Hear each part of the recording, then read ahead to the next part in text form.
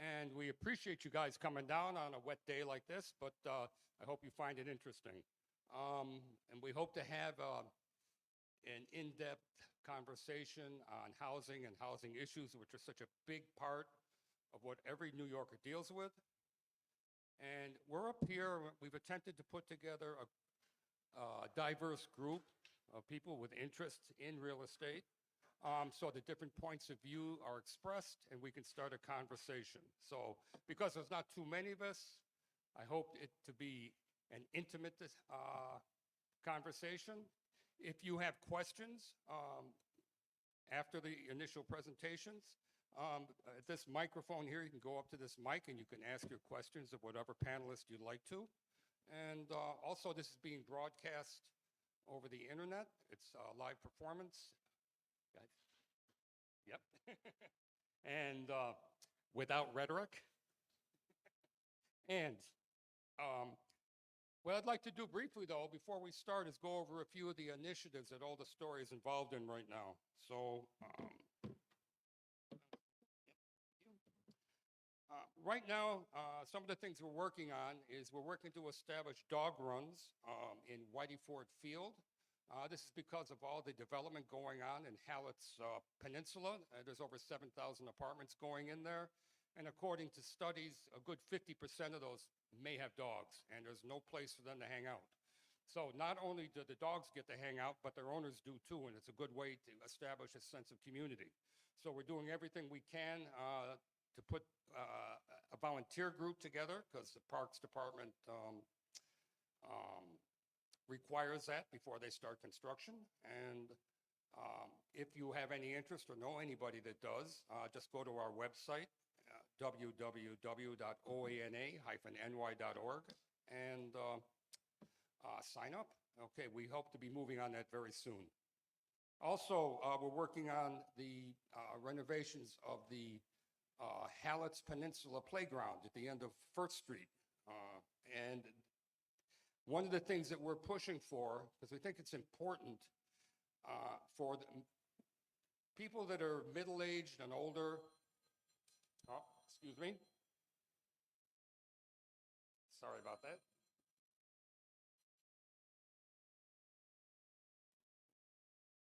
People that are middle-aged and older have no place to have any really competitive sports. So we're trying to see if they would put a pickleball court in that, so that this is something that can be enjoyed by middle-aged and older people. It's good to have competition. It's good for your health. You know, most of the competitive sports in our city parks are based towards young people, which is understandable. But, you know, other than golf, which is way too expensive, I think that we need to have again, facilities for people to get together, compete, and also, again, have a sense of community, meeting each other. So we're looking forward to that happening. Also, along those lines, we're also working on, with the Parks Department, establishing an ice skating rink in the diving pool at Astoria Pool. That's something that we hope to happen within the next year. And again, that's earlier in the process, but it's something that I think that would be greatly appreciated by the whole community. We're also hoping to see if we can even establish like a winter festival down there. You know, we need to activate the park in the winter, and I think it's a great way to do it. Also, we've been very active. As a matter of fact, our treasurer is here somewhere. Well, she was here, Diane Consoglu, and she's been there she is. And she's very active in policing the neighborhood for sanitation issues. So we've gotten some satisfaction from Department of Sanitation on issues on 9th Street and also on 12th Street. And I'd like to thank Diane for bringing all this to our attention. If anybody else has issues, take pictures, get an address, and send it to us, because we can get a right to sanitation and do something about it. And last, in April, the Champlain Hudson Power Express, which is hydropower coming down from Canada to New York, and it's going to be probably a good chunk of all the New York power is going to be generated in Canada now. Now, they're going to be laying the lines down all through our neighborhood, through 14th Street, Vernon Boulevard, this whole area, Shore Boulevard.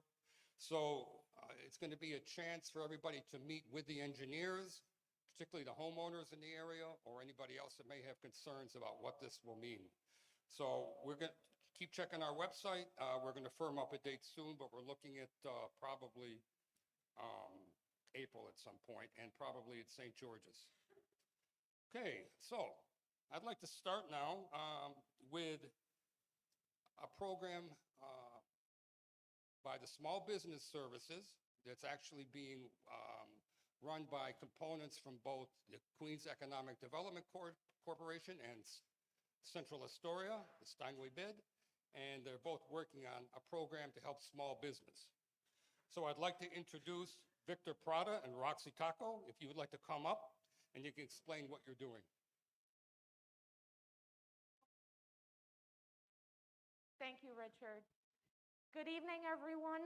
Thank you for giving us the opportunity to join you here this evening. My name is Roxy Tico, and I am the program manager at the Central Astoria Local Development Coalition.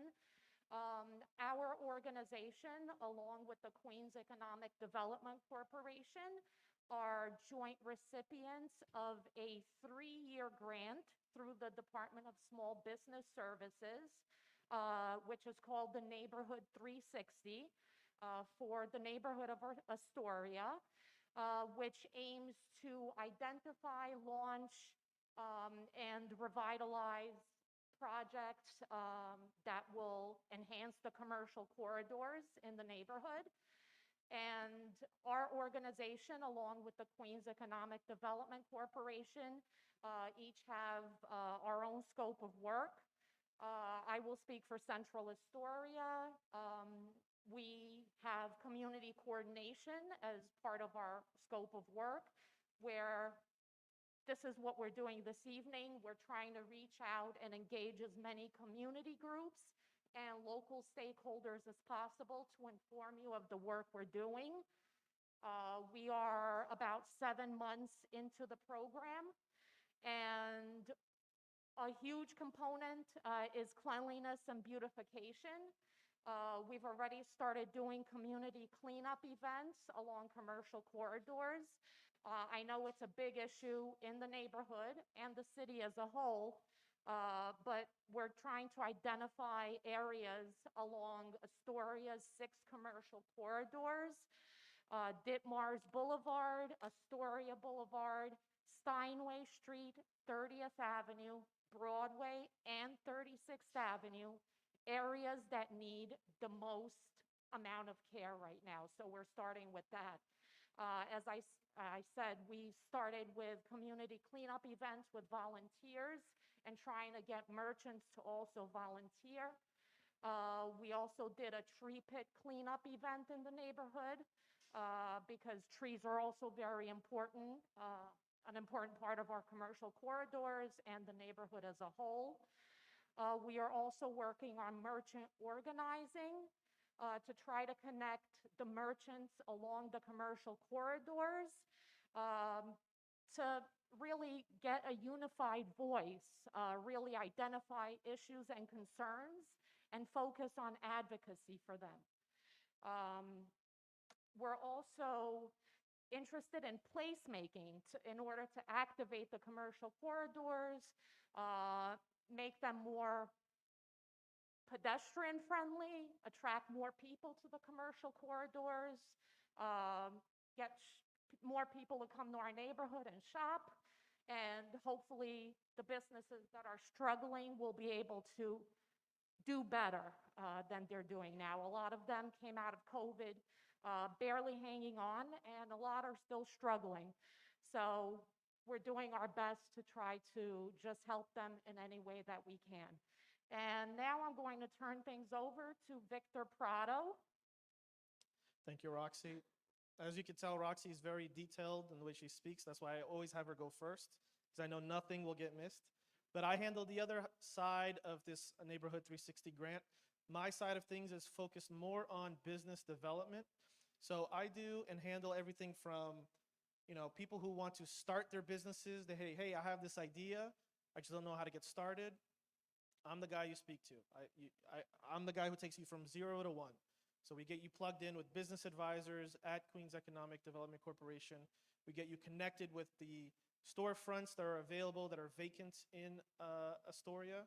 And just for some stats here, Astoria is above average when it comes to the New York City small businesses, which is a very good thing.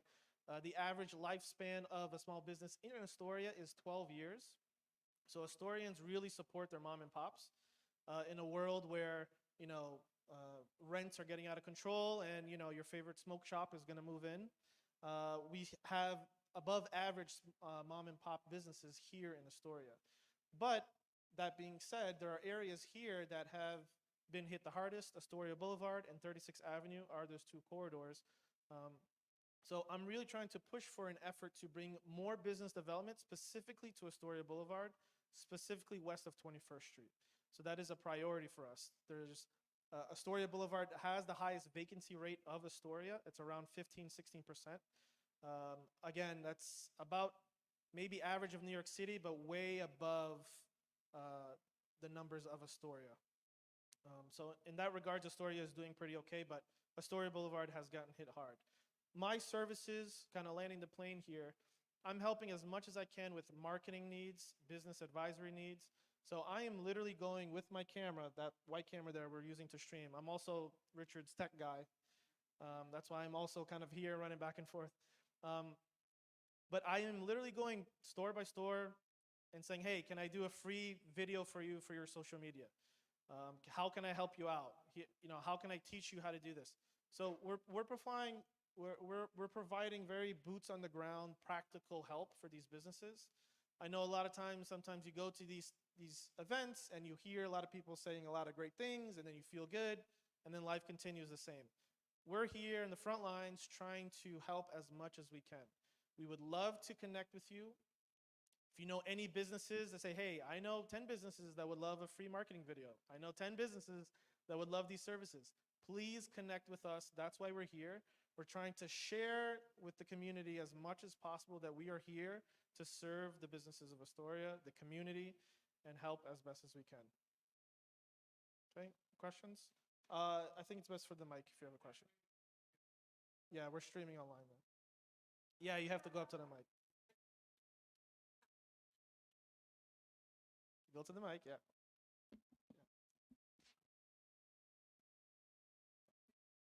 Sorry, not on mic. Anyway, I think everybody can hear me, Yeah, okay. you know? All right. So I said before that the biggest vacancy is you find in Astoria Boulevard. Yeah. Is Steinway not a concern? I mean, you walk through Steinway Street and most of the businesses, literally don't last, a lot of them, more than 6 months. Yeah, so there is you could argue there's maybe a higher turnover rate on Steinway, but in terms of numbers, Steinway is gigantic. So, if you walk through Steinway, you might be able to count 10, 15 vacancy stores. And on Steinway, that's a lot. But if you factor in that there's 200, 300 businesses there, percentage-wise, it's not that much.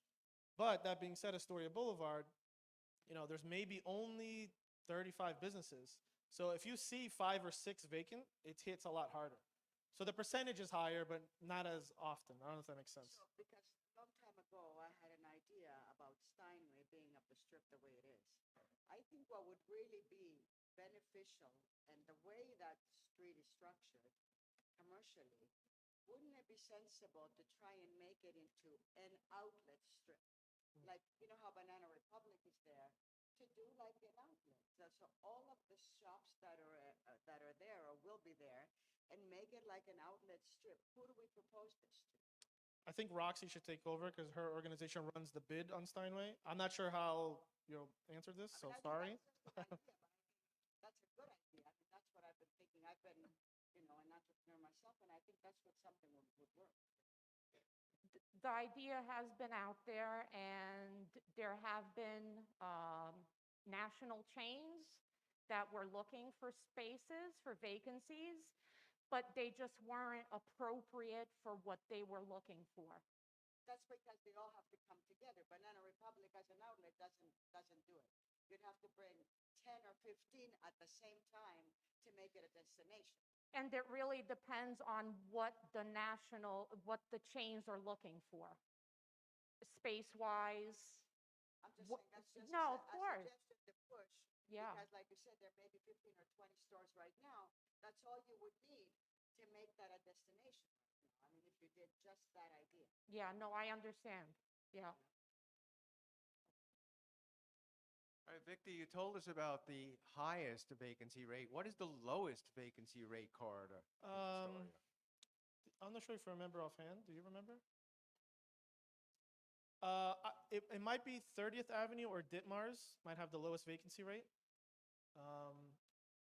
But it's good to note that we did work on a one-year-long grant. It's called the CDNA, the Community District Needs Assessment, which is essentially like a business snapshot survey of the corridors of Astoria.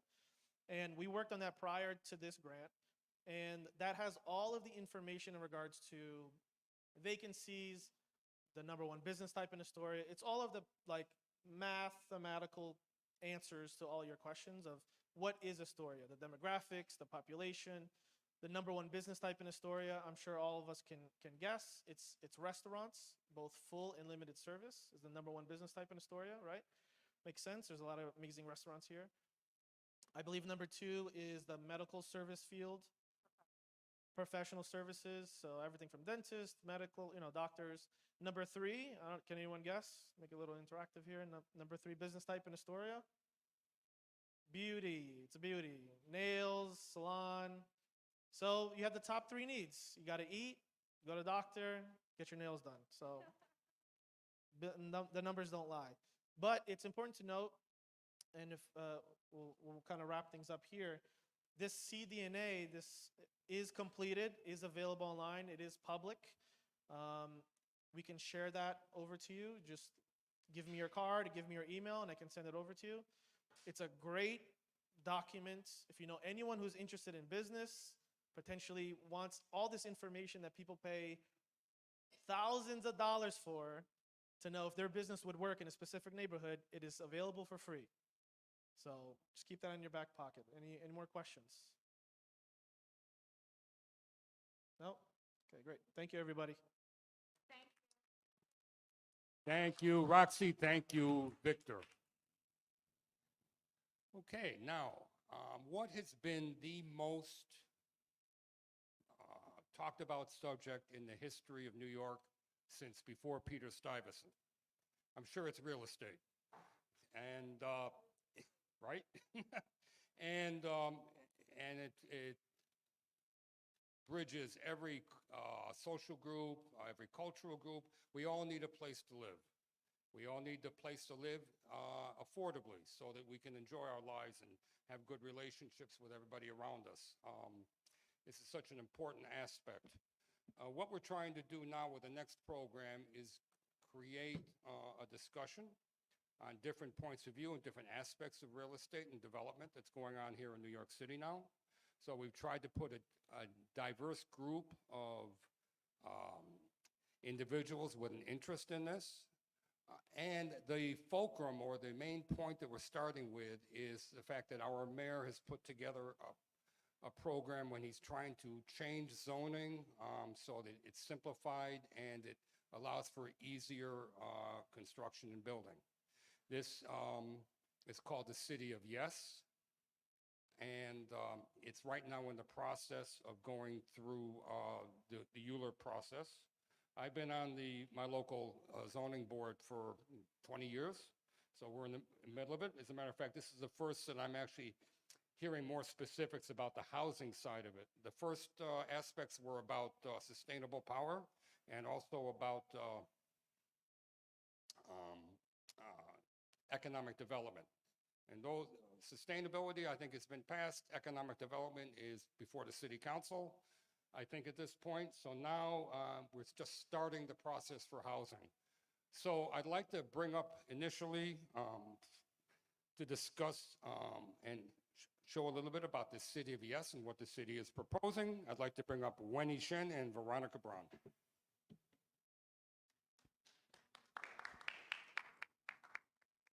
Me to stand? Great. Thanks, Richard. And thank you so much, Old Astoria Neighborhood Association, for having city planning tonight. Really excited to have this conversation with you all in person. We've been doing a lot of virtual engagement sessions, so it's nice to be in a room with everyone at the same time to see all your lovely faces and reactions. So tonight we're going to be talking about City of Yes for housing opportunity. It is one of 3 citywide text amendments, and the entire suite of the 3 text amendments are referred to as City of Yes. But this one in particular is focused on updating our zoning, which really hasn't been changed since like the 60s, to allow for more equitable housing development throughout the entire city. So just to touch on why do we need to update our zoning? Well, basically, as everyone here is probably very familiar with, New York City has a housing shortage and a severe housing shortage and affordability crisis. So the idea behind our text amendment is that we can help enable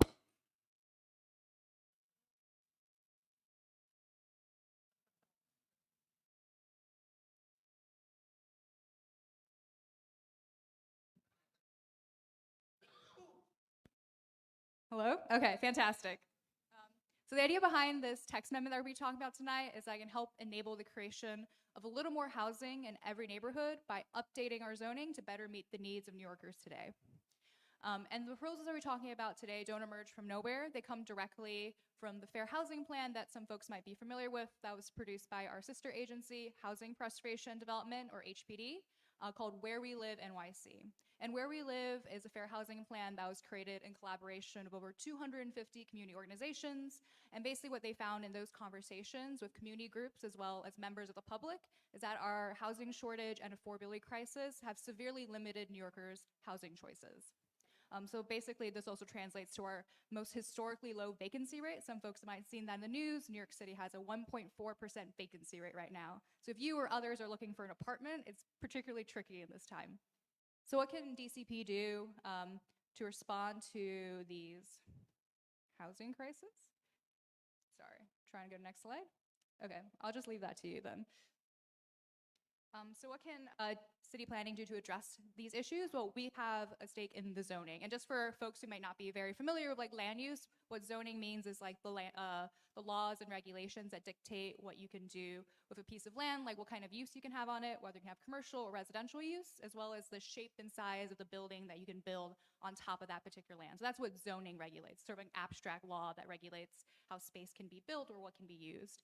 So that's what we can do as an agency is update the zoning to allow for more housing to be built in every neighborhood. And this also addressed the root cause of our high housing costs because there's a supply issue with the fact that there's just not enough housing. And this translates to being a landlord market where landlords can effectively ignore tenants' complaints about repair issues in their apartment. They have 311 calls that are unanswered because basically the landlord's like, what are you gonna do? There's not that other apartments to really like go out and like actually because of our low vacancy rate.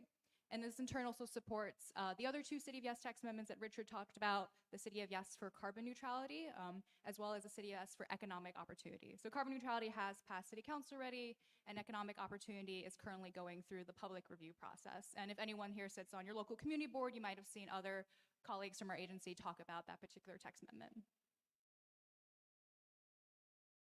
Next slide. So tonight we're going to be talking about the biggest moves for the text amendment. We're going to be starting off in our low density areas, which are shown here in blue. And there's some parts in the story that are low density. And when we refer to a low density, we're referring particularly to the R1 to R5 districts here. And for these particular areas in our low density, we are aiming to enable something we're calling missing middle housing. And missing middle refers to low-rise apartment buildings. We're doing this through proposals we're calling town center zoning and commercial corridors and transit-oriented development in transit-accessible areas. We're also aiming to help homeowners in our low-density areas by creating an accessory dwelling unit program or an ADU program and providing small buildings with additional flexibility under our zoning to update over time. And for our medium high-density areas of New York City, so those are shown in yellow in this map here, which also makes up parts of Astoria, our biggest proposal here is the Universal Affordability Preference, or UAP for short. And this will allow for bigger buildings for affordable and supportive housing in our medium and high density districts, so our R6 to R10s. We'll also be eliminating parking mandates, so parking will be optional for new housing construction citywide, and that will remove the conflict between building parking over providing housing. And at the end of the presentation, we'll talk on some other smaller proposals, including enabling conversions of non-residential buildings, like those empty office buildings you might be hearing about in the news, to residential, as well as small and shared apartments, and the addition of additional housing on campus sites. Next slide. So before we jump into the low density proposals, I'm just gonna provide a little like history, a background lesson behind these areas. So in New York City, as you can see from this map, for low density, there's single family districts, 2-family districts, and low density multifamily districts. So in theory, in a 2-family district, you can build a 2-family home, and in a low density multifamily district, you can build a multifamily home. However, because of our restrictive zoning policies that were layered on in like the 1990s and early 2000s, regulations like yard requirements, which I'm sure most folks don't really think about yard requirements, but also things like parking requirements have made it difficult to actually build a 2-family home in 2-family districts or a multifamily home in a multifamily district. And oftentimes, the only thing that is feasible in these areas is a single family home. And as folks are aware, a single family home, like homeownership is a faraway dream for me, is like the most unaffordable housing type, really. So because of these restrictive zoning rules, we've really forced these areas to only produce single family homes. Next slide. So one of our most exciting proposals for the low density areas is to re-legalize missing middle housing. This housing, again, is called missing middle both because of its physical scale. These are like low-rise apartment buildings, as well as the demographic for the residents, so we think it can help target like middle-income residents. So we want to allow these low-rise apartment buildings on a variety of sites that we think make sense based on the existing architecture. So when we refer here to for town center, essentially it's, as you see from this image, there's a ground center commercial corridor, and then me and my Veronica were walking down the street on Crescent Street, we saw that there was a lot of these ground floor commercial kind of spaces, and a lot of them already have like 2 to 4 floors of housing on top. So this is a type of housing that you already see in Astoria, for instance, but because of issues of our zoning, there's not actually enough regulation. The regulations make it very difficult to actually do this type of housing, so you're forced to just have a ground floor commercial and unable to actually build those 2 to 4 floors of housing on top, even though in theory the zoning allows for that type of mixed use of both residential and commercial uses. So we're proposing updates to zoning to allow for this type of development, to actually allow for more space in the zoning to allow for this kinds of housing above these ground floor commercials. We also think it's a type of convenient housing development where folks could like walk to your local grocery store or restaurant down the block rather than just having it all be ground floor commercial. And from this particular map just shows the commercial overlays and our low density districts where this proposal might be relevant. Next slide. And then for our other missing middle housing proposal, it's called transit-oriented development. So from this particular map, you can see DCP is proposing a new like transit geography. Essentially, this shape that you're seeing, this gray area represents areas that have good access to transit. And good access to transit is something that our transportation division has decided based on like different forms of transit, so not just like subway stations, but other forms of transit as well. And we think, and the purple areas represent the low density districts that fall within this transit geography. So the idea here is that if you are a site located within this purple area, and also you're a large site, so you have a large lot, when you're on a wide street or on the shore end of the block, you can build a low-rise apartment building, which is what's being shown here on this slide. And this is, again, mirrors the organic development that happens a lot in our low-density neighborhoods, where you see like an apartment building on the corner of the block, and then single-family or 2-family homes mid-block. Next slide. And then we're also proposing updates to allow for accessory dwelling units. Give me a second. And so under this proposal, a single or 2-family home would be to build an accessory dwelling unit or an ADU. And there's lots of types of ADUs. Some folks might be familiar with this terminology, and they include like backyard cottages, garage conversions, or basement apartments. This particular slide is showing like a garage conversion, for instance. And these small units provide important housing options for small households, like a young person moving to their own place for a long time, or an elderly resident who might want to age in place. And because of their small size, they serve different income levels than a large single-family home does. And we've been able to look at other states' successful implementation of ADU programs. So New York City is actually behind the curve on this. And they've found through their programs that ADUs can also help serve multi-generational families and provide additional streams of revenue if possible. At the same time, though, there are other barriers to legalizing existing units, particularly basement apartments that lie in state and local laws outside of city planning's purview. But we are working with our sister agencies and other partners to think about ways that we can make sure that new ADUs are built safely. Next slide. So the same rule changes that allow for ADUs can also help homeowners who don't want to add an ADU, but just want to add a little more flexibility under the zoning to change their homes to meet their changing needs. So oftentimes homeowners in low density areas, like for example, this particular building is in a district that allows for 2-family homes, but this pre-1961 building wouldn't be able to be built today because it has smaller rear yards than what is currently allowed under our zoning. And these are things that oftentimes like New York residents don't have to think about, but when they go to try to make an update to their kitchen, for instance, they found that they can't actually make these updates because their home is out of compliance with the zoning. So we just want to update the zoning to better reflect what's actually on the ground today so that when homeowners want to go make these simple fixes to their homes, they can do so without thinking about abstract concepts like land use and regulations like that. And this also allow for 2-family districts to like actually be 2-family districts, and for multifamily districts in our low density areas also be multifamily districts. Next slide. And then we're going to turn our attention to the medium and high density parts of New York City. And our biggest proposal here is called the Universal Affordability Preference, or UAP. So under our current zoning, each zoning district gets the same FAR or floor area ratio, and basically that dictates like the size of a building you can build. But there is an exception if you're doing affordable senior housing. You have taken advantage of a preferential FAR framework. So essentially you can build a slightly bigger building if you're going to be marketing to affordable, if it's going to be affordable senior housing. So we think that doesn't make sense just to eliminate that to affordable age-restricted housing. We think all types of affordable and supportive housing should be able to take advantage of that preferential FAR framework. So that's what UAP is doing, is that allowing for all affordable and supportive housing to take advantage of a slightly higher preferential FAR, at least a 20% bump over the base FAR. The FAR for market rate housing won't change. It will still be the same. We're just saying that for affordable and supportive housing, those buildings could be slightly bigger. And so some districts today don't have a preferential FAR for affordable seniors. So for those districts, we're proposing new FARs so that at least those buildings, every neighborhood can do its part to produce more affordable housing. And I'll walk through some examples of how UAP works on the next slide. So for this particular example, let's say a church in this R6 district wants to build affordable housing. So it's located in R6 district, so they get 3.0 FAR. So for this hypothetical site, they get 35 units. Under the UAP framework, they get a bump up to 3.9 FAR. And that 0.9 FAR can only be accessed so long as that is permanently affordable housing. And that gets them about an extra 10 to 12 more affordable units.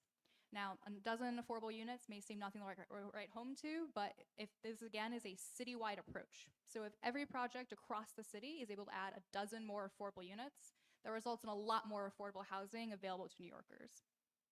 Next slide. So this is just like a visual representation of how UAP will work. So let's say without UAP, this building is built according to the base FAR for market rate housing. You get this like 6-story, 8-story apartment building. With UAP though, the building can be at least 20% bigger, which gets them about an additional 2 stories. So long again as that difference is permanently affordable housing. And we did some initial like back of the envelope calculations.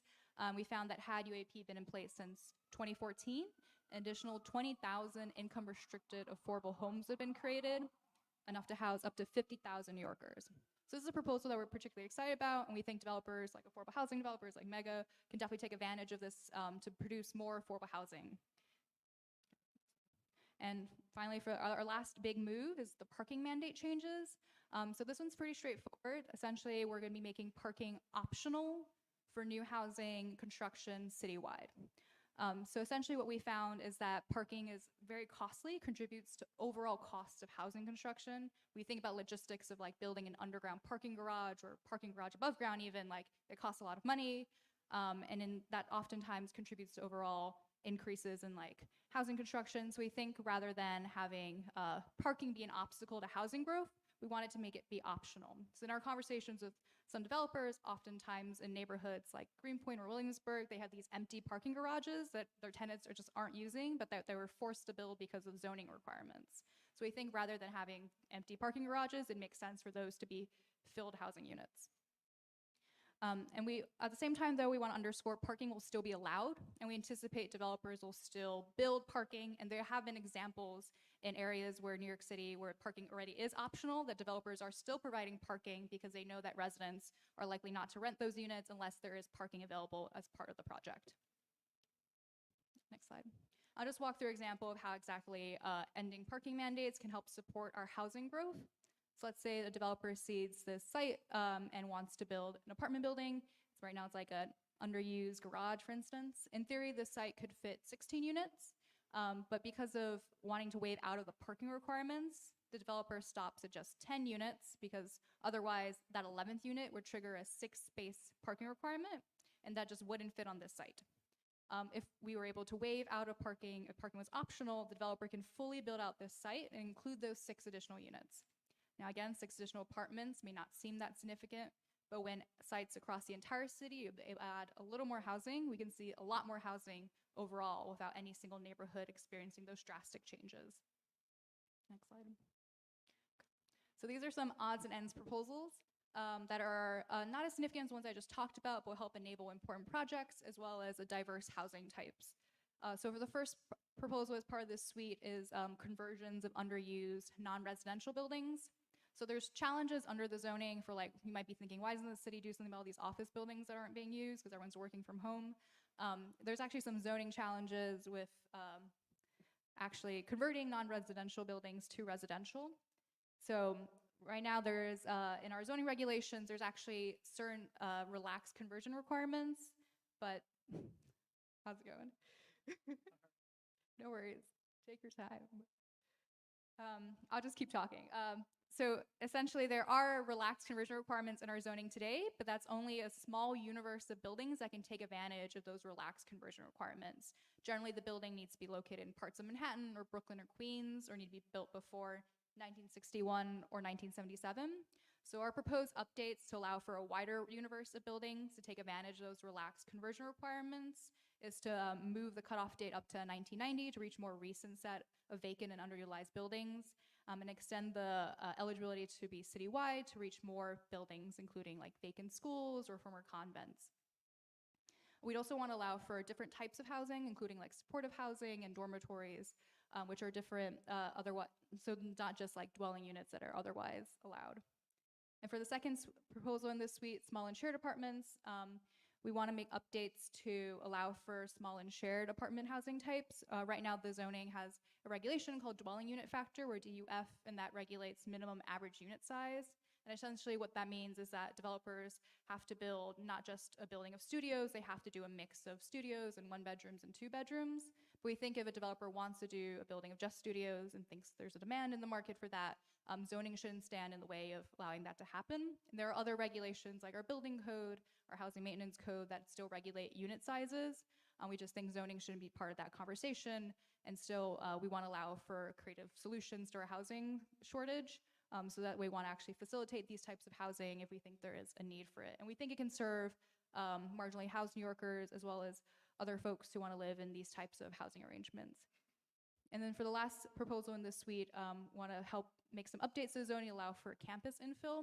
So campus here refers to not just like, includes like NYCHA campuses, but also private campuses that have floor area ratio or FAR left on the table. So in theory, there could be infill development on the site, but because of the fact that most of those buildings were built before 1961, they're just a little too tall, so that you can't actually build additional buildings on that site. So we think because of these mixing issues of like previous regulations, of current regulations, we just want to make that more straightforward so that if a site wanted to add development to their lot, they could do so without having to worry about the fact the previous buildings are just a little too tall.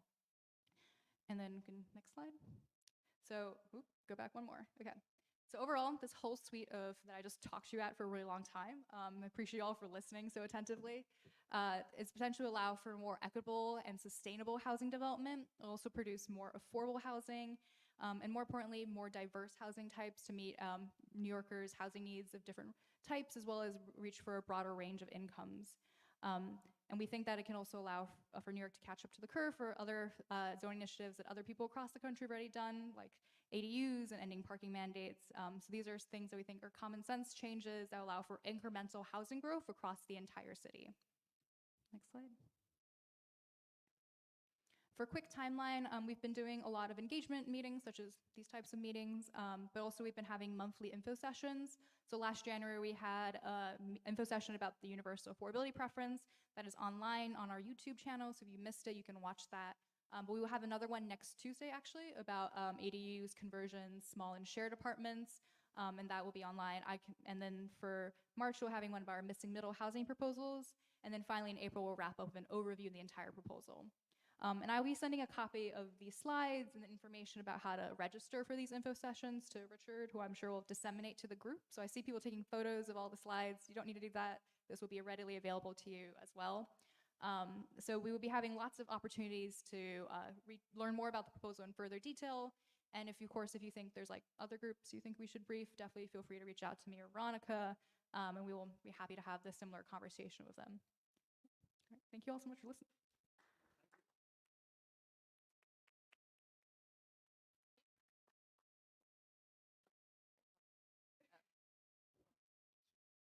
Okay, thank you. Let's have another hand for Winnie. Thank you. And that was like the alphabet, or that a lot of housing is built on. Okay, it's a little complicated, but once you learn the different letters, you start to create sentences, and then out of those sentences, you create concepts, which eventually become buildings. So the other presenters here are going to take that vocabulary and give us some ideas of what they think should be priorities. And one of the most interesting ones is from Tesfia, from Five Borough, who has a concept who was actually addressed within this specific proposal. It has to do with one of the results of the COVID pandemic created an opportunity. So I'm going to leave it there and leave it to Tesfia. Thanks, Richard. Hi, everyone. My name is Tasfia Naeem. I am with the Five Borough Institute. I'm really excited to be here today and talk with y'all. I am not from Astoria, but I grew up in Sunnyside and in Jackson Heights, so I would always ride my bike through here to get to the park growing up. So a little bit about our organization, the Five Borough Institute. We are a new nonprofit think tank. We were founded just over a year ago. We're working to help solve New York City's most challenging problems by finding ideas from other cities, other states, from the private sector, from academia, et cetera. So last fall, we put out this report called Flexible Co-Living. It is a proposal to advance a new housing model for office to residential conversions in New York City. And that was made, we came up with this initiative because we wanted to tackle a couple of problems. One is the city's affordability crisis. We all here are aware that the city is facing a very dire affordability crisis. The city's tied for first place as the most expensive city in the world, and half of working age households in New York City can't afford to live here. Record high rents, we just heard about the record low vacancies, and so there's just a very severe lack of housing supply and housing options for folks who want to live here or who do live here and are maybe growing their family or outgrew their current space. Another big problem is commercial vacancies. So New York City offices hit a record of almost 23% vacancies in 2023. 100 million, this is as of the fall, there were 100 million square feet of empty office space in Manhattan. And we expect these vacancies to grow as multi-year leases are not renewed. Just today, my brother's company told them that they're cutting their office space in Manhattan by half. And so we expect this to be a continuing problem.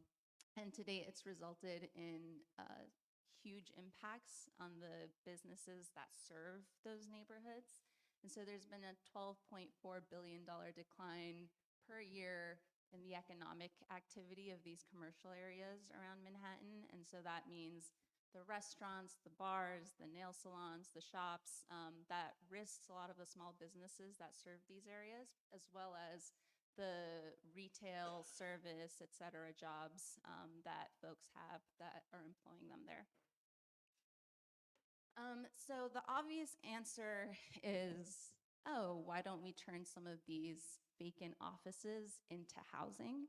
And it's something that a lot of folks have been talking about. We've heard the mayor talk about it. We've heard the governor talk about it. Folks all over the city have been talking about it. But over the past couple of years, we haven't really seen too many of these newly vacant office buildings become housing. And it's due to a couple of different challenges. One is, office buildings just have different shapes, different uses, different structures than residential buildings do. And they also have very different sets of laws that they have to comply with compared to housing. And so in terms of the structure, offices have deeper floor plates. And so what that means is, if you look at this image here, you'll see that the top graphic is more square and the bottom one is more rectangular. Both of these are the same square footage. Offices tend to be more square. You have all of these, cubicle farms in the center, whereas apartment buildings tend to be more rectangular so that each apartment has windows and access to the outside. And so when you look at, in this, each of the little squares within each shows the same size unit. In the bottom one, you can create 20 apartments under current laws and that's how many apartments you can create. But in the top one, you can only create 14 because there's a lot of dead space in the middle that you can't turn into housing because it is not accessible to a window. You can't even turn it into a living room because under state law, all bedrooms, all living rooms, all kitchens, all dining rooms are required to have windows. So you can't even use that empty space to be something else in a house. There's also very costly window construction. So we have seen office conversions in Manhattan post 9/11 and then kind of throughout the 90s as well. Those conversions, mostly in FIDI, that we've seen have had to deal with this exact issue. And what they've done is they've drilled a core down the center of the building to make a central courtyard so that these apartments can have windows facing the central courtyard. There is a building on Water Street. It just opened this year or last year. It is a 30-story office building, and they built a 30-story hole down the center of it with, you can see there's one tree in the center of this courtyard so that they can build housing in the center of the building and actually make it feasible. And so that is really expensive. There's also offices and residential buildings are just built differently. They have different structures. So if you've been to an office building, on every floor, they'll have a bathroom in the same spot. Maybe they'll have a kitchenette and the little sink will be in the same spot. And so the plumbing is kind of centralized around these central cores. But in an apartment building, you need to have plumbing hit every single apartment. You need to make sure that there are pipes all throughout. And so doing all of these things, converting offices to housing, has huge price tags associated with it. It has cost $300 to $500 per square foot. One of the developments that just happened cost $1.5 billion with a B to convert from offices to housing. And it also has very, very long timelines. So some of the tax breaks that some of these office building owners got around FIDI or near the World Trade Center, they got them post 9/11, and these buildings are opening up in the past couple of years. So it takes a very long time to do this major construction. It's very expensive. But we have found, though, that in cities like DC and Philly, they're actually converting offices into housing at a rate that's 22 times higher than we are in New York City. And so we wanted to figure out what exactly they're doing there and what lessons we can learn to bring some of that new housing opportunity to New York. And so that's how we came to our proposal. It's called flexible co-living. It's a new housing model that we've designed to add more housing and more affordable housing to the city and boost struggling commercial districts. And so it has a couple of key elements. One is co-living. Co-living is when people can rent individual rooms and then they share common areas like kitchens or bathrooms or living rooms. And then another is interior window flexibility. This is when you have a window that faces a room that has bright natural light. And so you can see here, this is actually a picture from a development in Philly. They converted an old warehouse into housing. That wouldn't have been feasible if they didn't have the ability to do interior windows. I actually lived in a home I actually experienced both of these things. I experienced co-living because when I was in my 20s, it was one of the only ways that I could afford to live in the city and be able to live in the downtown area without moving very far out. And so I lived in a co-living space with 6 people. And then in terms of interior windows, I lived in a converted loft, and lofts actually are able to have interior windows, but most housing actually is not allowed to. And so what we're proposing is don't just, allow this throughout. This is a new model. It would be new for New York City. There are a lot of things that we can learn about it. So we want this to be piloted by city government in partnership with the state so that we can get lessons learned. We can figure out what the exact financials of it would be and really can disseminate the best practices for potential further expansion. And so here I'm going to share some mock-ups. So this is a typical midtown office building. It's almost 16,000 square feet. And you can see it's a bunch of cubes. It's pretty square. There are some bathrooms in the center. There's a tiny kitchenette in the center as well. And it would have, if it were to be turned into apartments that comply with the existing building or housing laws, it would have yielded 14 studio apartments. But we mocked up 2 different types of co-living. So this is one of the types of co-living. It's called dorm style co-living. So, it's like living in a college dorm. People rent individual rooms. The rooms have, a desk. They have rooms to have chairs. They have closets, etc. But you share bathrooms, common spaces, kitchens with other folks. And so here you'll see that the bathrooms are kind of centralized around where the existing plumbing infrastructure was, and so are the kitchens.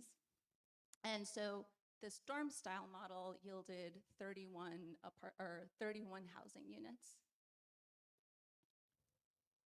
This is another type of co-living. So in the dorm style model, all of the common space was shared with everyone.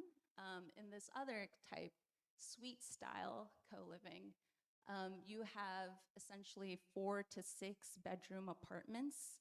And so folks who live in each of those apartments share the common space. So it's like having a 4-bedroom apartment where people rent each of the individual rooms and they share the living room and the bathrooms with just the people in that apartment, or up to 6 people. And so here are some so we worked with a team of architects to do some renderings of this. Here is a before of an office space. And there is an after of one of the common areas. You can see that in this one, the walls were built and the windows are with the bedrooms. Here's some more befores and afters. Here's another one.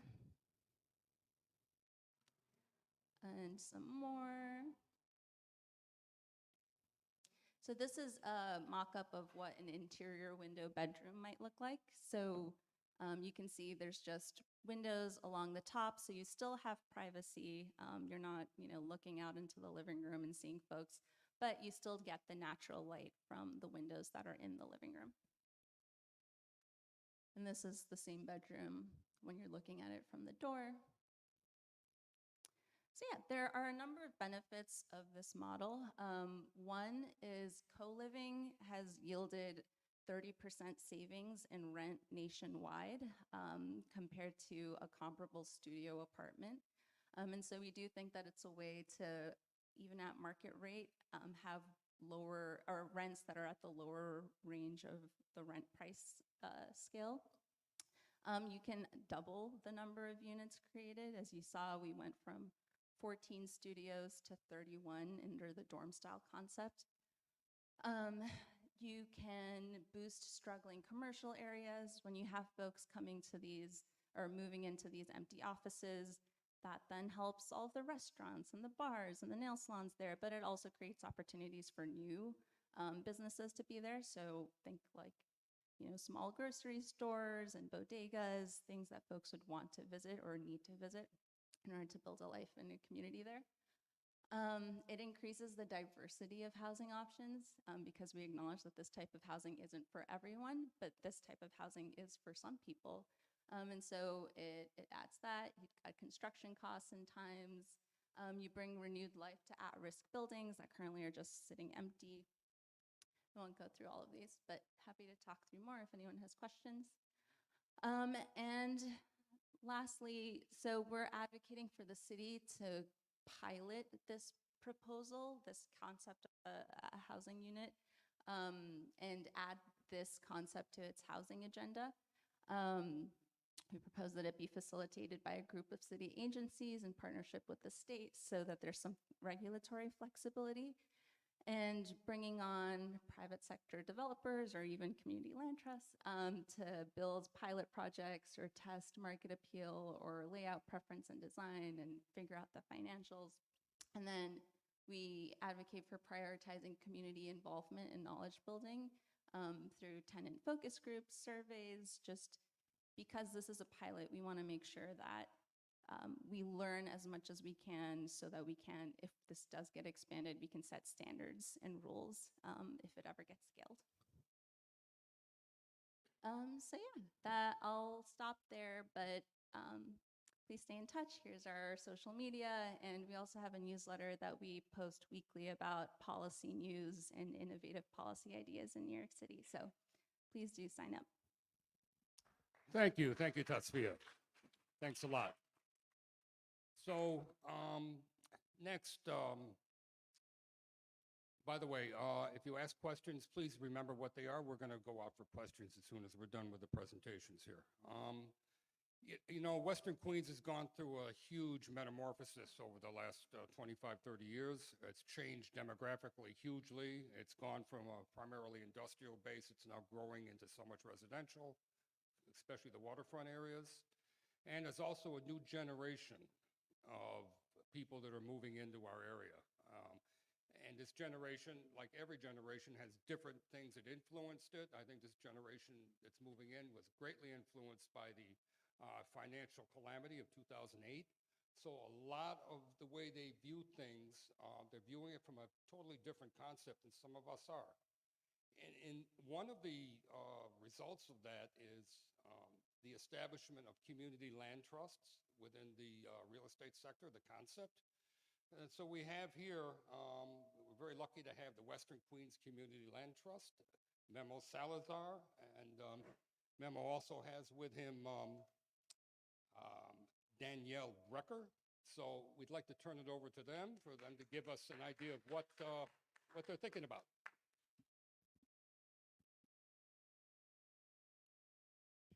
Hi, thank you. Okay, yeah, so my name is Memo. I'm the co-chair of the Western Queens Community Land Trust. I'll get into land trust a little bit more later, but we are basically here to help the community find land that they can afford and control.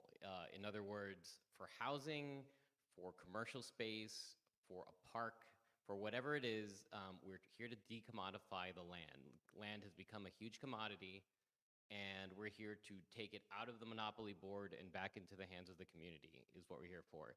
So we basically want to work with anyone in Western Queens, any kind of a group of people who have an idea, a project, a need, whether it's housing or whatever, and can't afford a building. And we're here to try to help you get that building.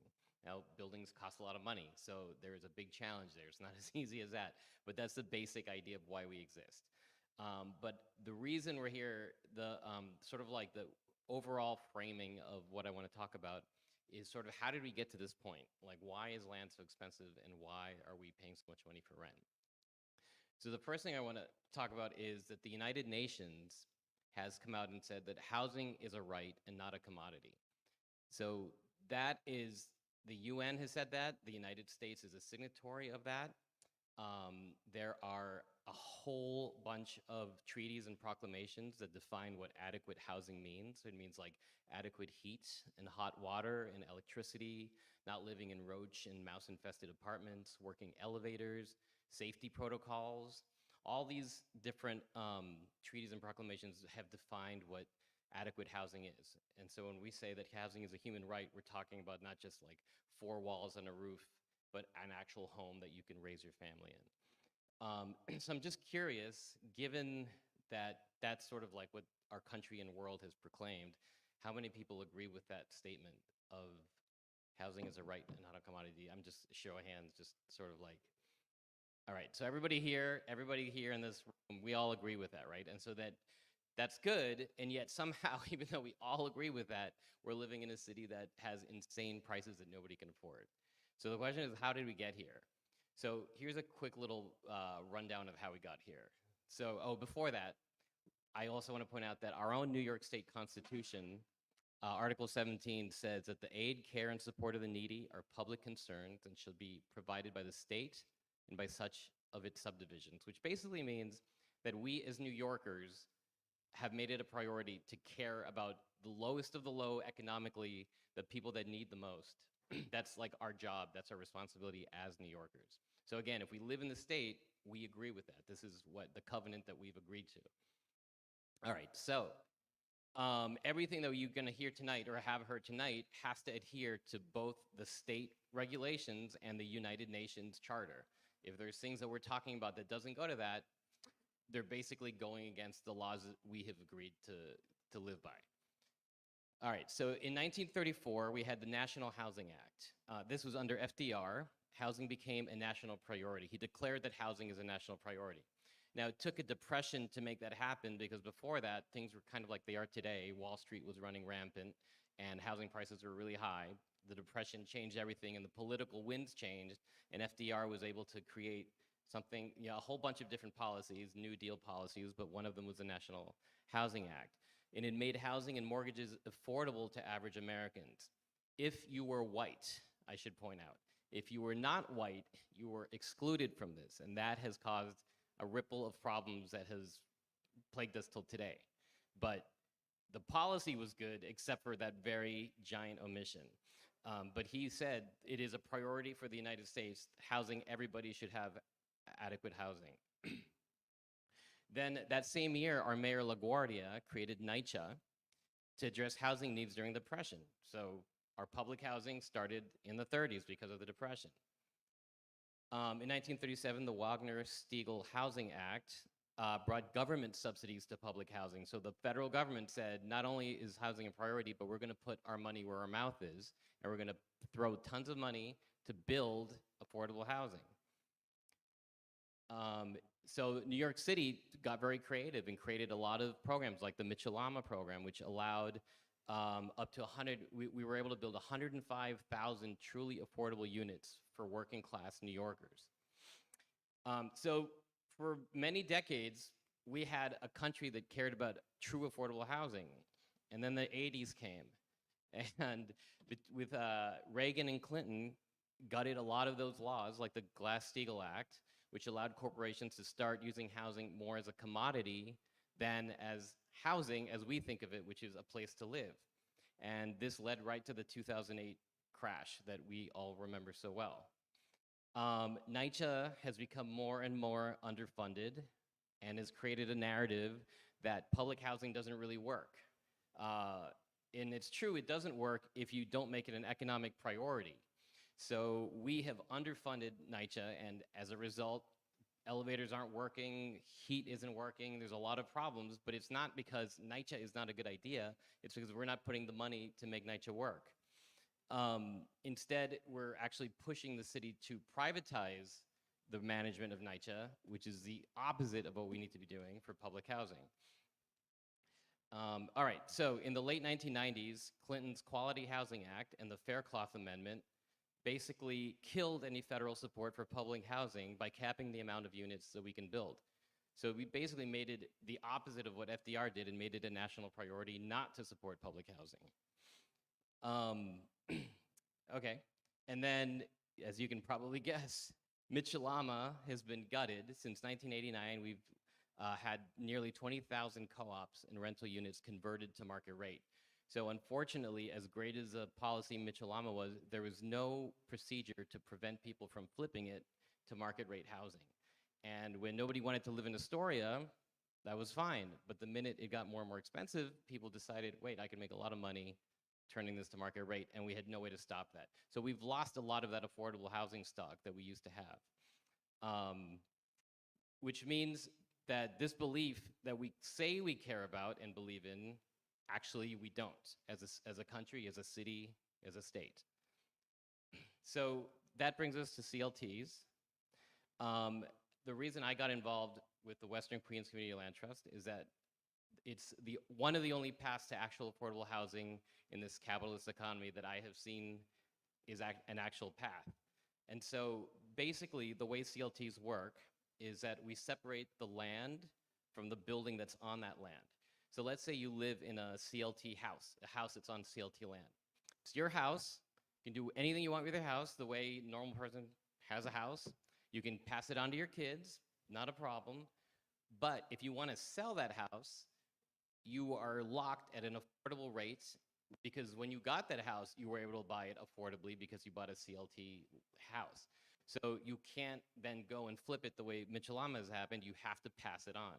Same with a building. If you're if you own a building that's on CLT land, you can only charge a certain amount of rent rate, much better than the MIH and AMI rates that our city is stuck using. Like whatever the CLT agrees to with that person who runs a building, that's the price of the building, and you cannot raise the rents. You can't like flip them because the market went up or whatever. You're stuck making it affordable.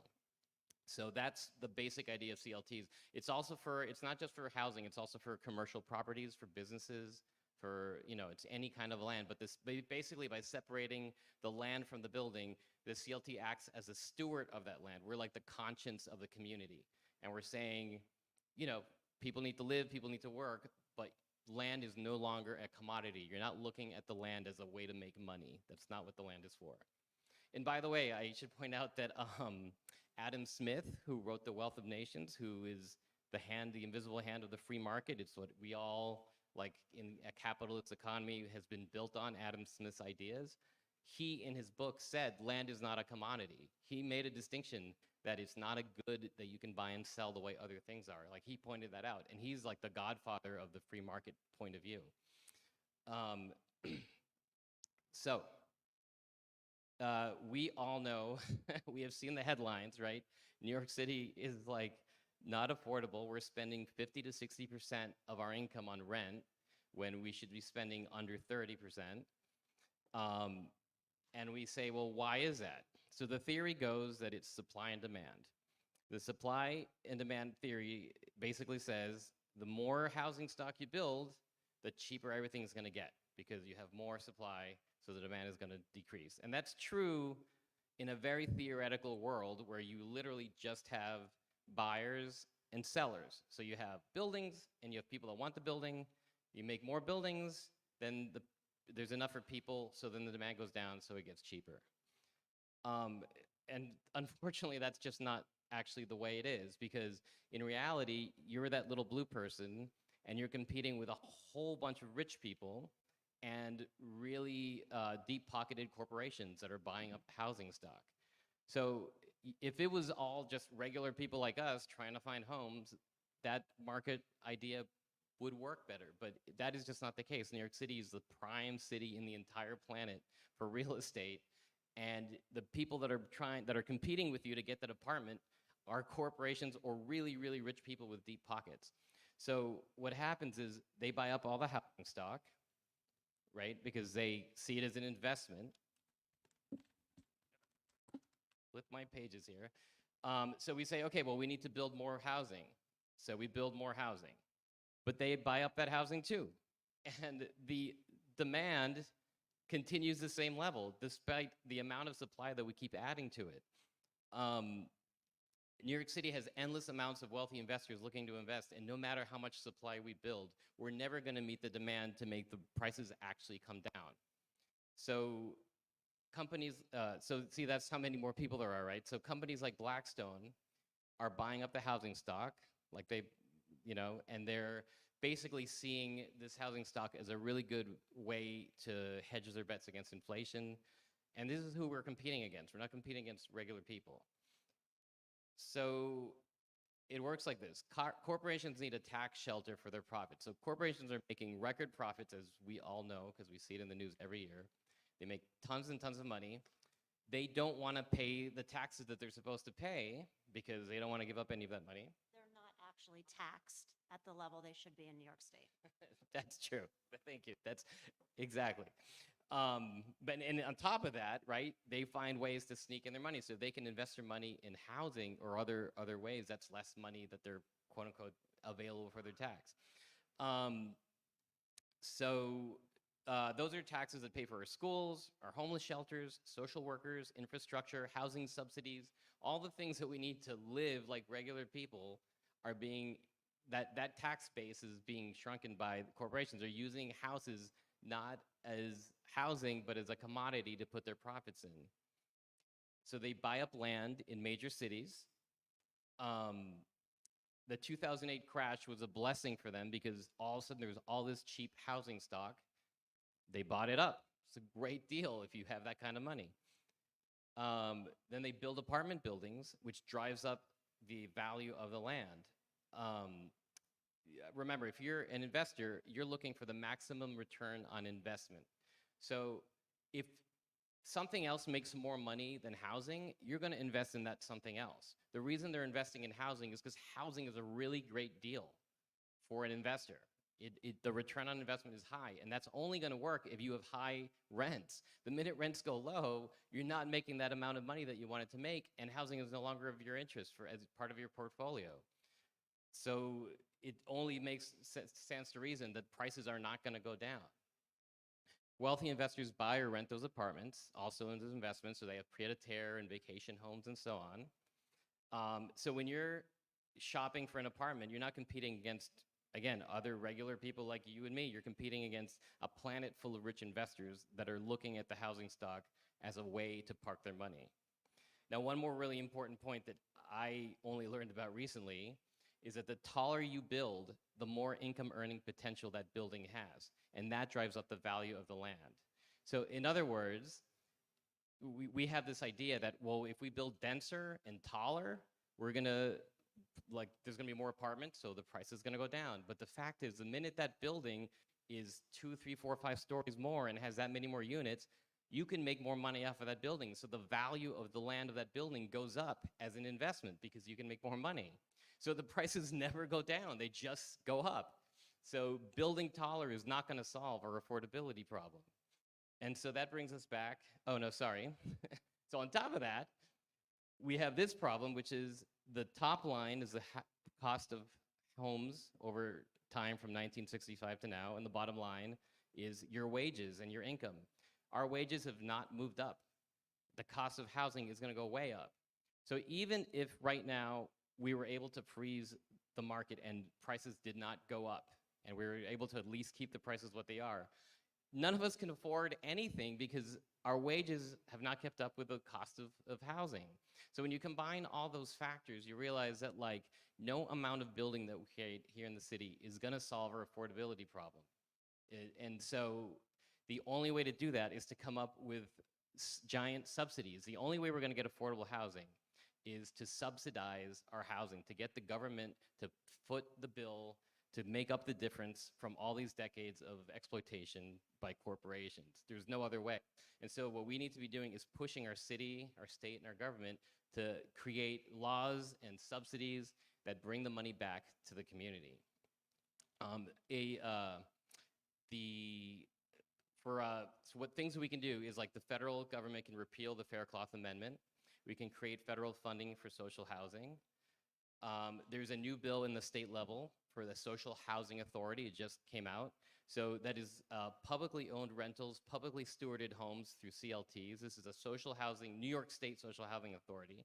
So this is where you have to call your state representatives and tell them you want them to do this and you want them to pass this. This is basically an alternative to the governor's plan for housing. Co-ops, so another thing I just realized is that co-ops are taxes, the property taxes for co-ops are tied to market rental prices. So in other words, if you own a co-op here in New York City, your property taxes have gone through the roof in the last few years because they're assessed at the value of being able to rent that co-op. So that's the kind of law that we can change for people that are stuck in co-ops and did not realize that they were going to be paying the huge property taxes that they thought they were when they first got it. There's also TOPA, the Tenant Opportunity to Purchase Act, which will allow people who live in a building to buy that building and run it themselves. Even better, I would say, is COPA, which is let CLTs and other mission-driven nonprofits work with the tenants to buy the building and then keep it part of the community. So basically, it would allow CLTs to buy buildings, make it a community land trust.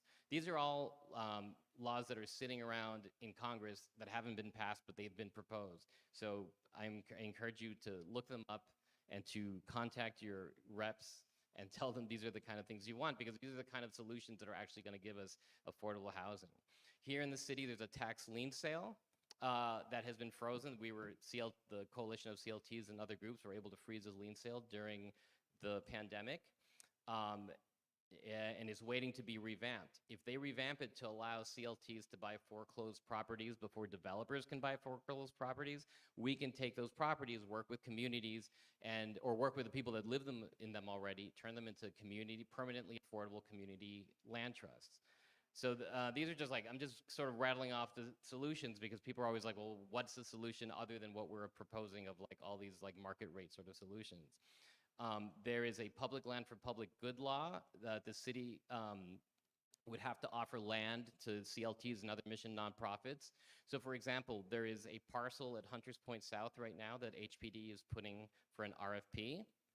That land, if this law had passed already, the public land for public good, they would have to offer that land to a community land trust first, and we could turn that building into truly affordable housing. Instead, it's going to be offered to a private developer, and they're going to make another luxury building with very minimal affordable housing, because all they have to do is meet the AMI requirement, which is very, very, very, very minimal. There is a New York Public Banking Act, which would divest all the money that we have. So basically, New York City has a budget every year, and that money is sitting in Wall Street banks right now. Imagine instead if it was in a public bank, and that public bank could be used to give homeowners loans for mortgages, or businesses, like loans if you wanted to start a business. So that public money, instead of making Wall Street rich, would be feeding the local economy. So that's an actual act that exists that we should push all our elected officials to push for. The Bank of North Dakota is over 100 years old. They did that 100 years ago, and they have more credit unions and a $2 billion portfolio because of that. So that is the kind of thing we could do in New York City. We could put a pied-à-terre tax, so we could charge people that have pied-à-terre apartments something for having it, or a wealth tax, a warehousing tax. We could refund NYCHA with all that money, which we need to be doing. So that the housing in NYCHA looks exactly like the housing that City of Yes is trying to create. It should not be a different thing. There shouldn't be really nice fancy housing and then NYCHA housing. They should all be the same, and we need to refund that. So those are just some of the ideas that that community land trusts can help. I mean, these are not all about community land trusts, but we are all in the sort of same boat together, and so that's the kind of thing we're trying to do. So just keep that in mind, that housing is a human right. We all agree to that. And everything that we're talking about here needs to adhere to that statement. Thank you. Oh, and yeah, sorry, Danielle's got something. I also just want to remind everyone that New York State has the highest inequality in financial economic inequality of any state in the nation, which is a disgrace in the richest city and in one of the richest states in the world with a GDP higher than some nations. But a big reason for that is our housing costs and other things that we can do. And I know it's a cliche, but it's real. We could tax the wealthiest New Yorkers, and there are multiple proposals within the state legislature.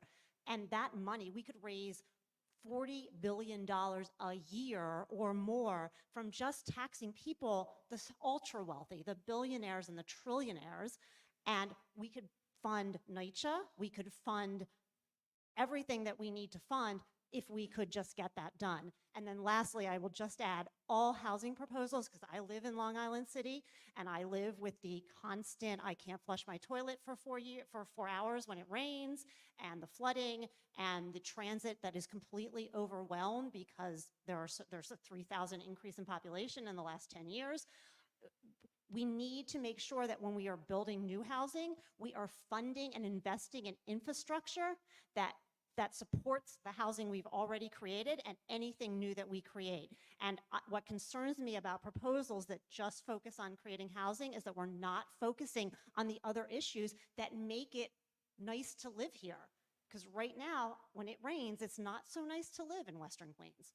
Thank you. Thank you.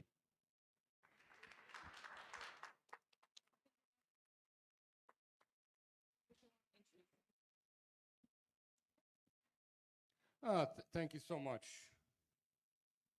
That was Memo and Danielle Brecker. Memo Salazar and Danielle Brecker. Okay, next,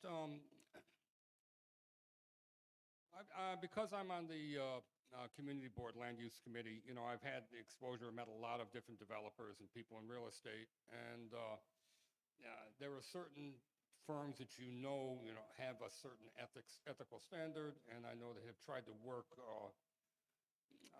within the community, working with nonprofits, and I think that Mega Construction fits that bill. So I invited them here today because I also think it's important for everybody to hear from the builders and to see exactly what issues that they have to deal with, what's important for them, because at the end of the day, they're putting up the structures, what the financial pressures are that they're dealing with all the time. I know it's easy to we should never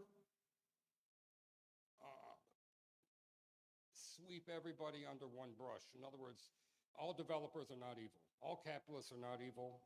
There are definitely some out there that I would not walk across the street and push them out of the way of a bus, but there's also some out there that I respect.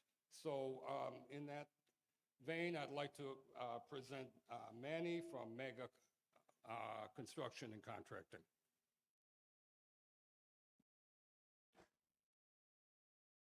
Thank you for that intro, Richard. My name is Emmanuel Kokonakis with Mega Contracting and Development. We're an Astoria-based builder. We've been around for over 30 years. Our focus is in ground-up new construction with a priority in mixed use and mixed income development, and we do a lot of affordable housing as well. Just to highlight some of the conversations we've had today, I think what has been discussed earlier is definitely intriguing. Some of the steps that city planning is taking related to the City of Yes proposal is something that we certainly agree with, particularly related to parking and zoning bonuses related to affordable housing. We see this issue throughout the boroughs. We build in all the boroughs throughout the city. And we see that when we're trying to build 100% affordable developments, we run into some of these limitations related to parking, also going through the rezoning process. You know, there's certainly community boards and groups that are against affordable housing being built in their neighborhoods. And we've dealt with that hyper locally. We've dealt with it in pretty much every borough and every community board there is in this city. So I think a lot that's good about these types of conversations is education, understanding that you know, we firmly believe housing is a right. Housing needs to be affordable.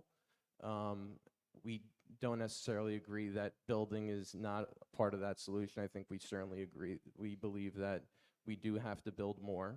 Density is important. Scarcity does not help the issue. But we need to welcome and understand the opportunities that we have had as New Yorkers. I think, we go far enough back. Anecdotally, my father was born and raised in Astoria, immigrant parents, right? And my first apartment was here in Astoria as well.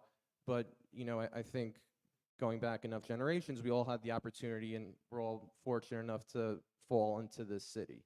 And I think we can't just shut the door and say, well, we're situated now, nobody else should have that right, nobody else has that opportunity. So I think we need to carry that forward for the generations to come. And I just want to highlight that a few projects that we're working on currently, a couple local projects that might look familiar to you, that are currently in construction or in planning, that might be some affordable housing opportunities that might interest folks.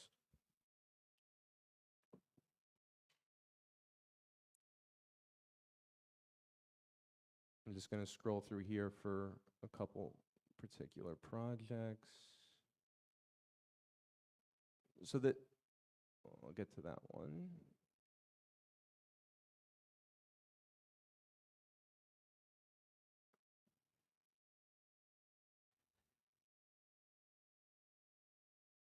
I think the clicker's on a bit of a delay, I'm sorry.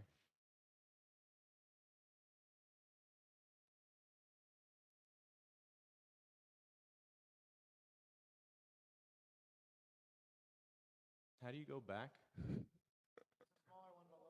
Oh, the lower button. Okay, that's why, sorry.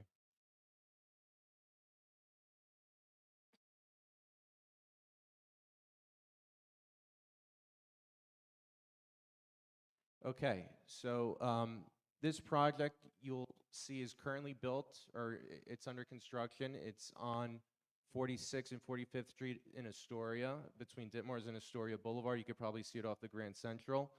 So this is an example of mixed income, mixed use housing. So there is a market rate component here, but there is affordable housing unit. So this project includes both home ownership and rental opportunities for affordable housing. So there will be a lottery coming online within the next month that'll be affordable to individuals earning up to 80% of the area median income for both home ownership and rental opportunities. So please be on the lookout.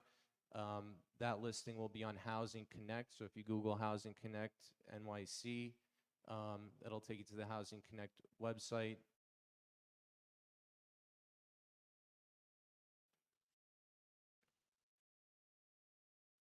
This project here is on 31st Street off of Broadway in Astoria. This was an RFP that we're working with Hannock. It's going to be 100% senior housing, going to be developed along the L line here, roughly 160 units. Again, 100% low-income affordable housing that will hopefully get certified and go through the community board process at some point this year.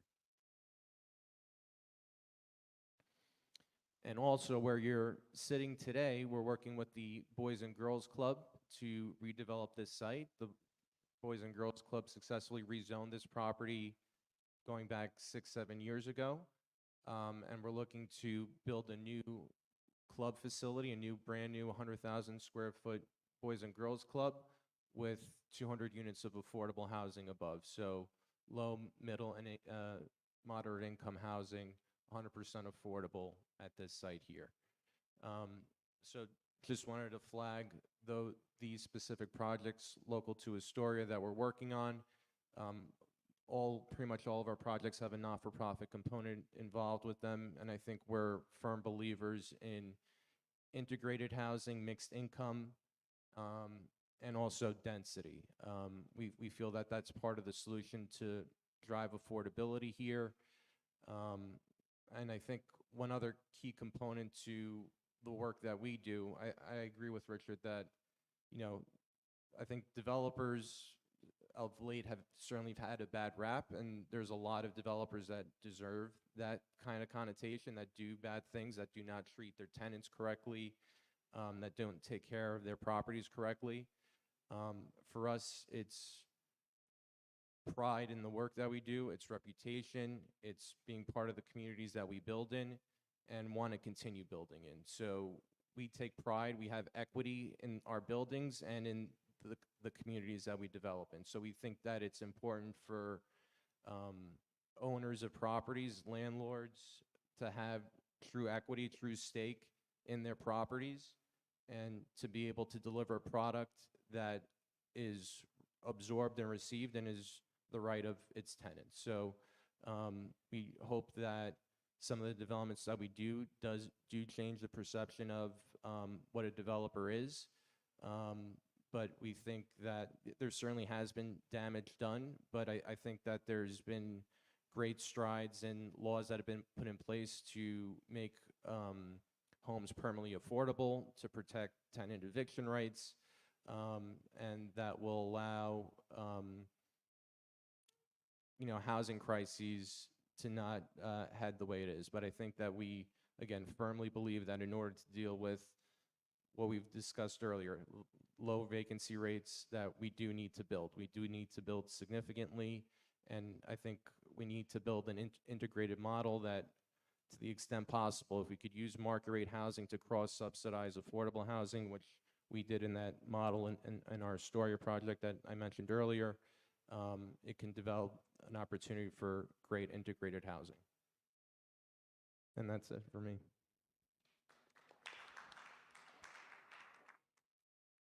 All right, thank you so much, Manny. And thanks to everybody who gave the presentations here. Now is the time for questions. I'd like to start off to see if anybody in the audience here has any questions for any of the panelists up here. If you do, please go up to the microphone.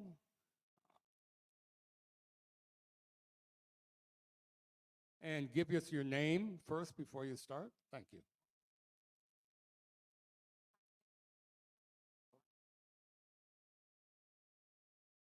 Susan LeMay. I live on 14th Street in Astoria.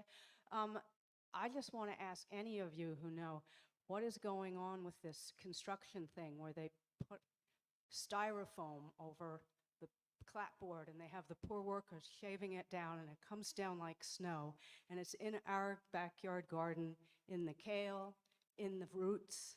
And is this legal? I just want to know because it's a scourge. The 21st Street, the same block that has the mosque, the little mosque, the whole thing was covered in styrofoam. They at least tried to mitigate it a little bit with some netting. But it is just something that I've stopped kids from, if they think it's snow coming down, you know? They try to catch it in their mouths. Do any of you know anything about this? Oh, I'm not really aware of the problem. If it's possible, can you get some pictures and get some addresses?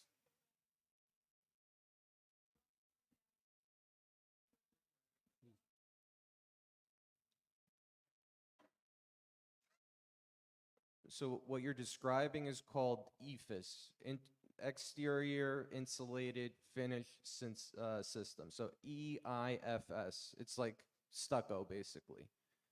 Right. So the styrofoam is insulation. They shave it down to sculpt it, and then they put a finish coat on top.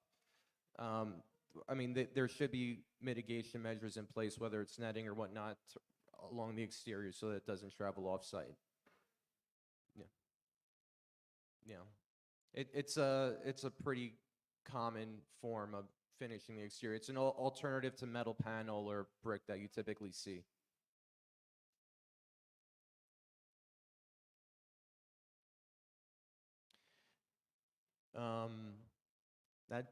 George, I don't know if you want.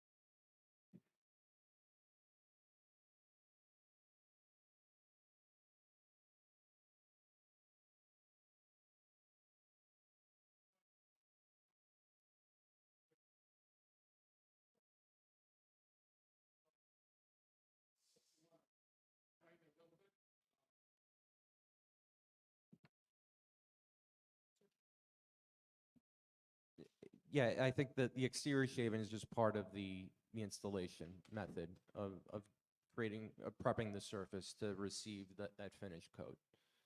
But it should be contained within the site and disposed of properly. And if you have an issue, yeah, call 311, yeah.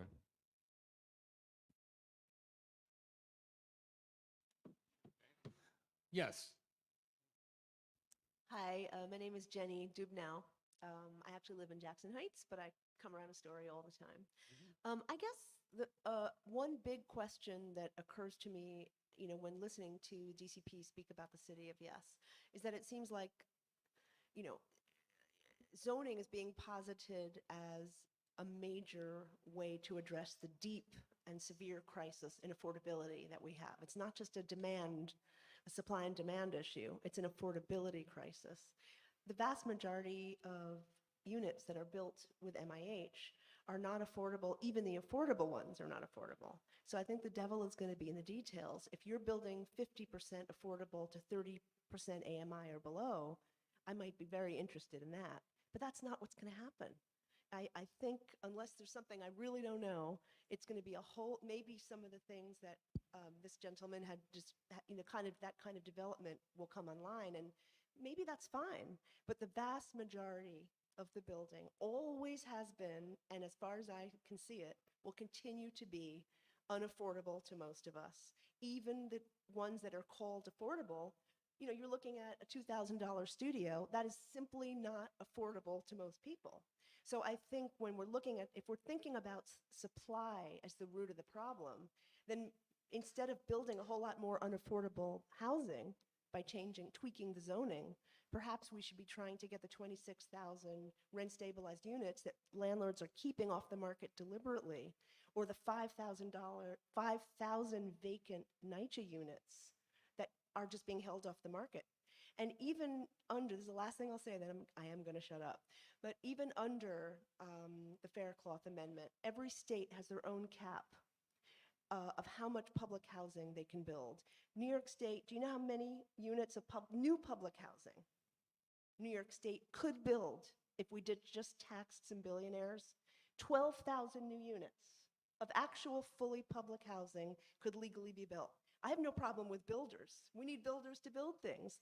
The problem is, what tools are we going to make available to ourselves to ensure that we have enough actually affordable housing for the average New Yorker? And that's the query that I have with City of Yes. And the last thing, this is really the last thing I'm going to say. The City of Yes, if you're changing citywide zoning rules, you're also taking away the ability of communities to weigh in and have a voice on what goes into their community.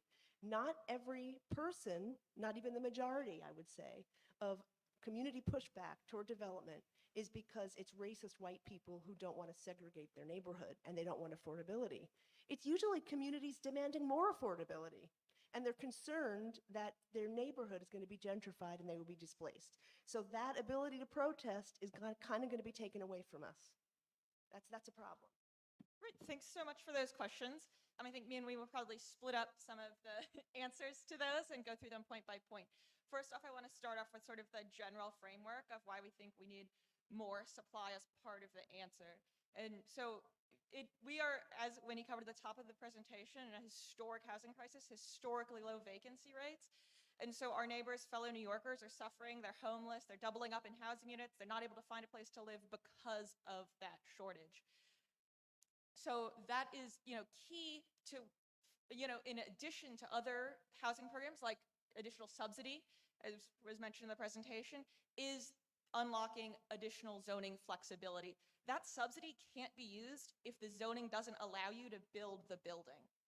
So I think first off, we do want to, establish that we believe that building more housing is critical to this solution. But we also recognize affordable housing and truly affordable housing, huge part of that. So thank you for bringing up the affordability levels that is part of this proposal.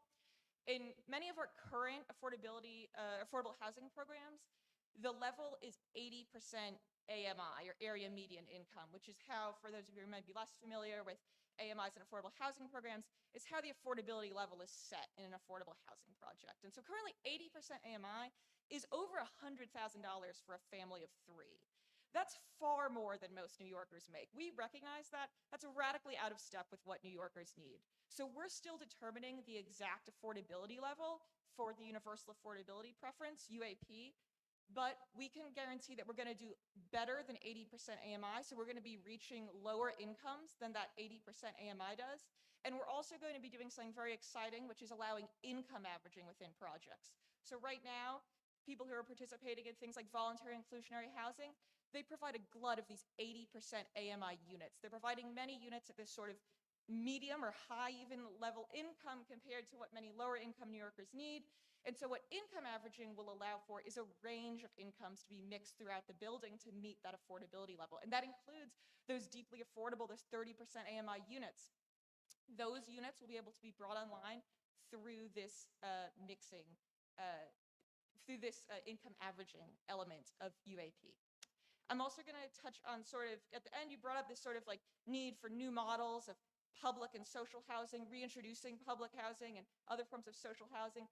I think all of these things, like the things that Western Queens CLT spoke about, these new models are very exciting, and they can't happen without the zoning allowing for them to happen. We can't create any of those innovative models, whether it's what Five Borough talked about, whether it's what Western Queens CLT talked about, without additional flexibility in the zoning. Additional flexibility in the zoning will also allow new players to enter the land market, the housing market, that can't today.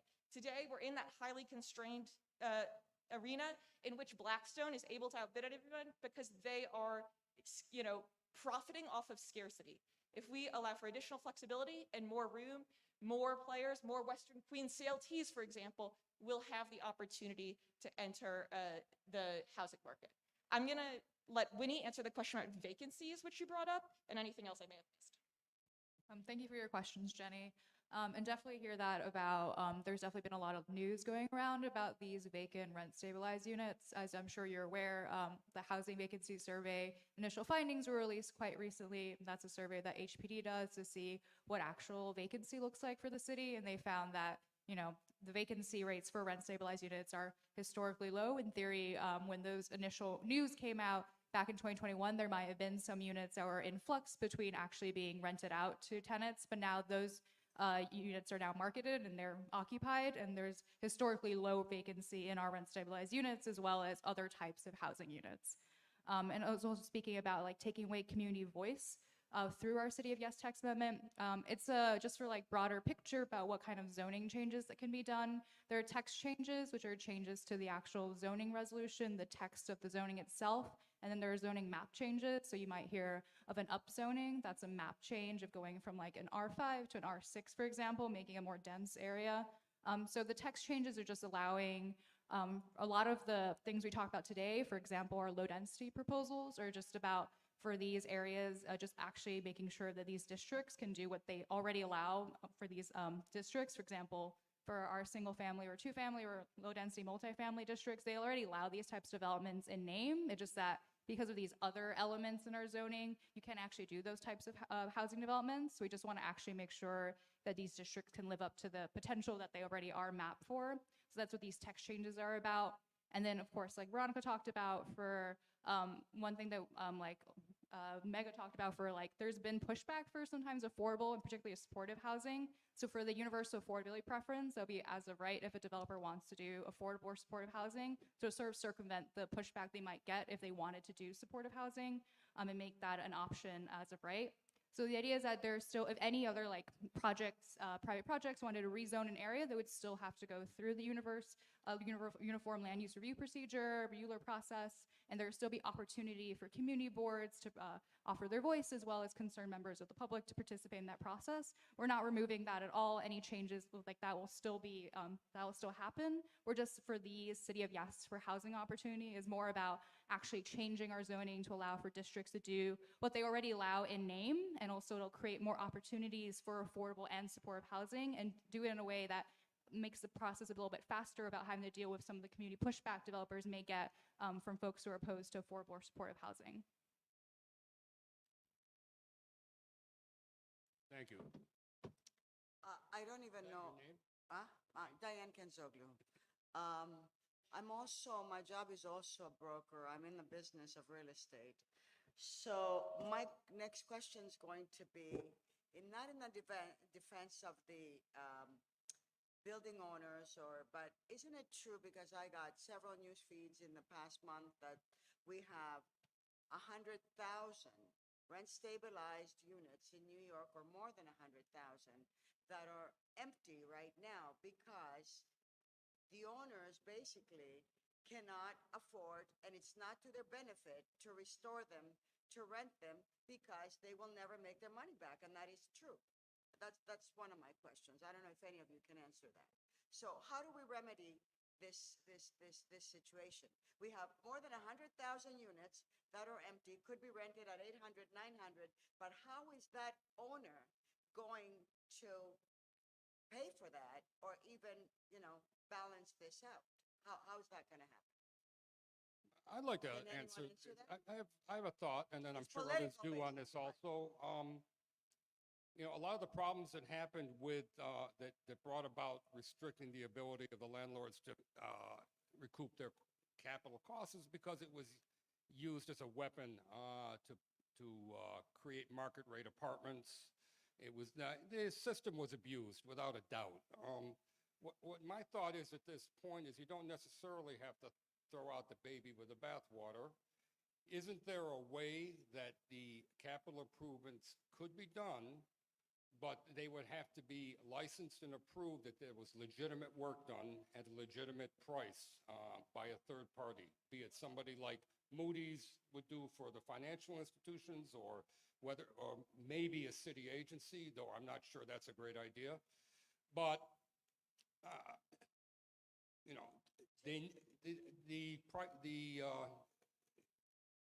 the cost has to be recouped. Let's just make sure that it's legitimate costs, and it's not, nobody's playing a game. They give you, sorry to interrupt, they're giving you $15,000, not all at once, to rent. You can't even do a bathroom. The park is doing a renovation on the pool. They're charging 19 million. You can't even do a bathroom for $15,000 today. So I'm sure it's not balanced. Comment on that? Thank you for that question, Diane. And going back to the vacancy rates for rent stabilized units, again, they are historically very low. There is definitely not 100,000 vacant rent stabilized units right now. And for your particular, I think that was a rhetoric that was being passed around by Chip about like how landlords are just unable to fix up their rent stabilized units and they're just unable to rent them out. So HPD actually did a survey to see how many of those units exist actually, like rent stabilized units that are just, in disrepair, and landlords in theory are unable to repair them to rent them out. And that makes up like a very small, insignificant portion of the rent stabilized unit market. It definitely does not represent most of them. It definitely does not represent 100,000 of them. And for like broader information, there is a state agency that does like oversee like capital improvements. And even though the 2019 Housing Stability and Tenant Protection Act was passed, that greatly like curtailed how much landlords could get for major capital improvements or individual apartment improvements, IAs. They still exist. There's still an option for landlords. And there is a state agency, Homes and Community Renewal, that oversees MCI and IAI applications. So that's still a process that happens, and it's still something that landlords can do if they're like doing an elevator or a major building improvement to get those losses back. So those are still options on the table, but again, like this is not representative of the rent stabilized units that we have in New York City. Most of them are being rented out, are being occupied. But thank you. Also, now my second question is that,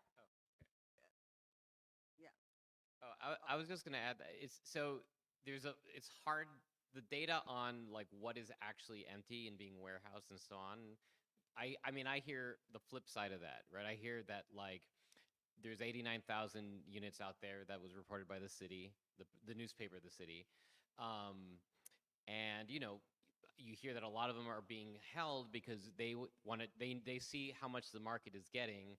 They can't get that amount, and they're waiting for legislation to change so they can crank the price up to rent at a much higher. They don't want to rent to someone at a cheaper price, and they use the excuse of, oh, I can't, the rules are. Now, whether the truth lies somewhere between those 2 points of view, closer to I don't know. I don't think any of us know, right? So it's a really tricky question to tackle because I am not an authority. None of us are an authority, and a lot of that information is private. So it's like, Exactly. you know, it's really hard.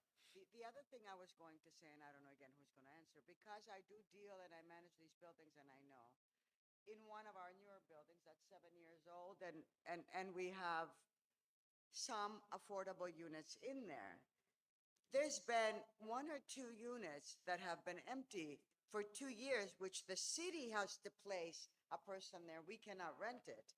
And they haven't done so. The apartment is empty, ready and willing to be rented in A1 condition, and the city has not placed someone there in those apartments. So Yeah, I mean- that's just one building that I know that I have. No, and I mean, the truth is there are empty. Like Jenny pointed out, that there's 50,000 NYCHA apartments that just came out this week. That Right. sorry, 5,000. Thank you. That are just sitting there that have not, you know. Exactly. So it is frustrating because I think we all want to see everything filled. My question, this kind of goes back one question ago, and I'm just wondering, sorry, UAP, is that the acronym? So you haven't figured out what that formula is, right, yet? The affordability level, right. But it's already going through public reviews and so on. So is that formula going to come out before people vote on it, or is this? Oh, okay. Well, sorry, one more question, and then I'll hand it over. I think, so that is cool. That sounds like a thing we can get behind, right? Like, that sounds like a good thing. I think the sort of fundamental frustration for a lot of the community is that because we go back to so apart from that, I don't know what percentage of housing that's going to help. I know every little bit helps, so thumbs up. But at the same time, I know you are sort of handcuffed by the MIH, AMI for all the other buildings that we're talking about. So if we rezone, you're still stuck with that. So why can't we add to the city of yes? Why can't we revamp that part of it? Why is that sort of like an accepted, oh no, and what we have now is just like, I don't hear any talk about like, we're gonna completely gut that system that we all agree that 80% AMI is still not affordable to anybody.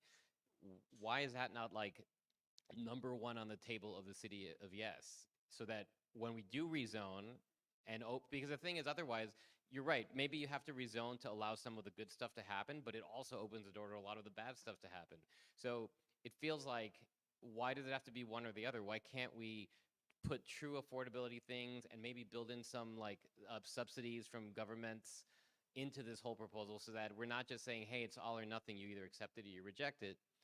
Because honestly, I would love to work with you guys. Like, we would love to work with you guys, but the system puts us as like adversaries, right? So like, and some of those buildings I think are probably great, but think about all the other ones, right? And so like, the system is not making it a way where it's like, there's so much money being pumped into like affordable housing that you can build and make a profit, and we can do it in a way that everybody can afford and everybody's happy.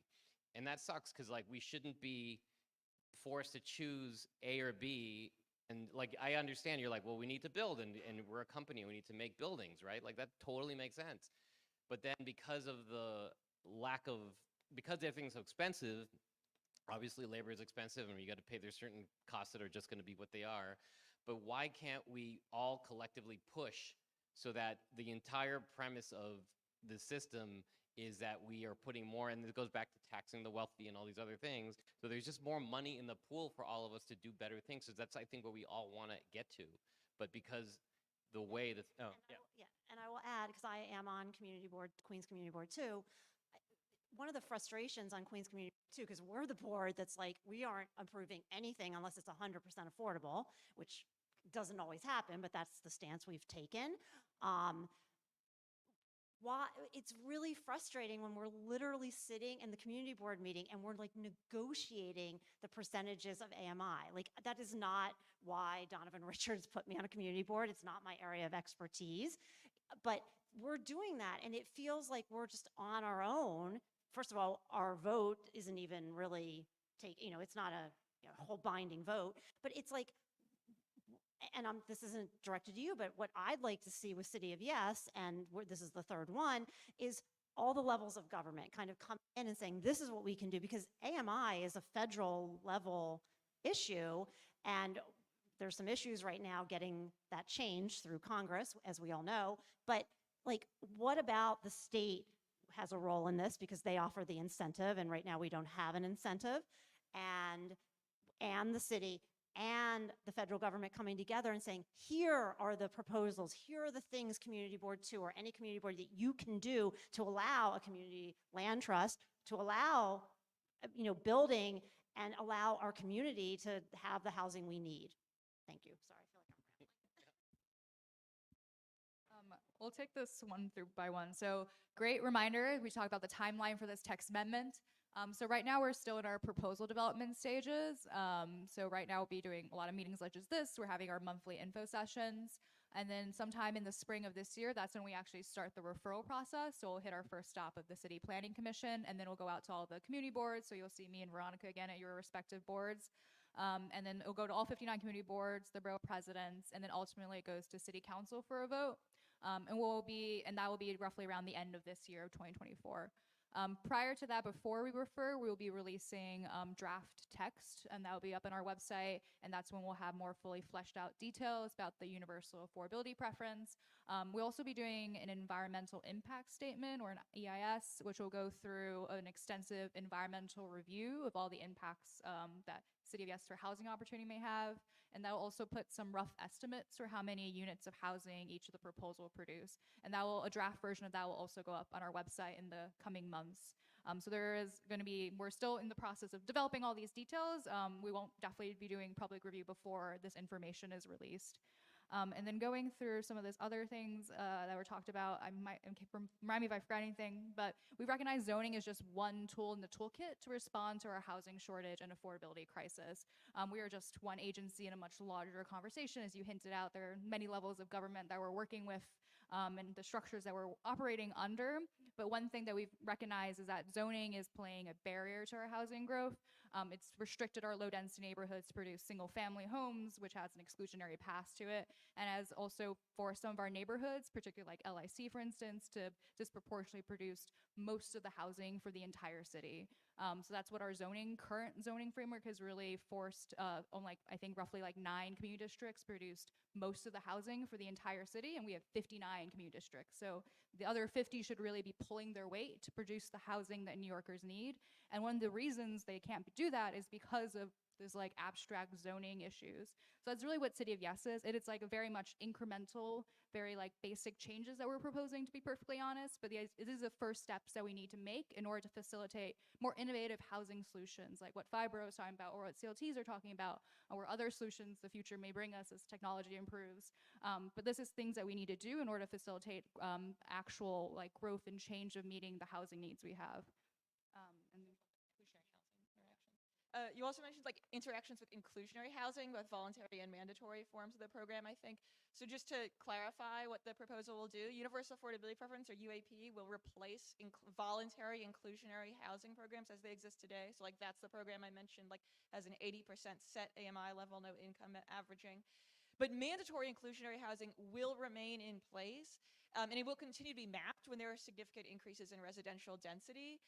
So what this means is mandatory inclusionary housing, for some of the audience who may be less familiar, will require 25 to 30% of a building to be affordable at different income options that are set at the time of the passage, so of the mandatory inclusionary housing. So when UAP takes over, that'll be available in places where MIH isn't mapped, but where MIH is mapped, they will still have to continue to provide 25 to 30% affordable in accordance with the income levels required by the MIH area. So that just hopefully clarifies how maybe both VIH and MIH interact with the UAP proposal.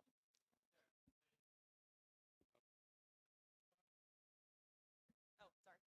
Yeah, sorry, your question was about like the affordability levels that are in MIH?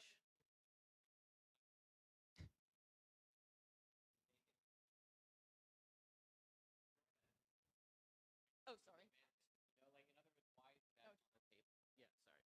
So I totally get that, but it's sort of like MIH right now, like you said, it's like 30% at 80% and or 20, have your different little categories. But those are so nothing, right? I mean, most New Yorkers they don't qualify.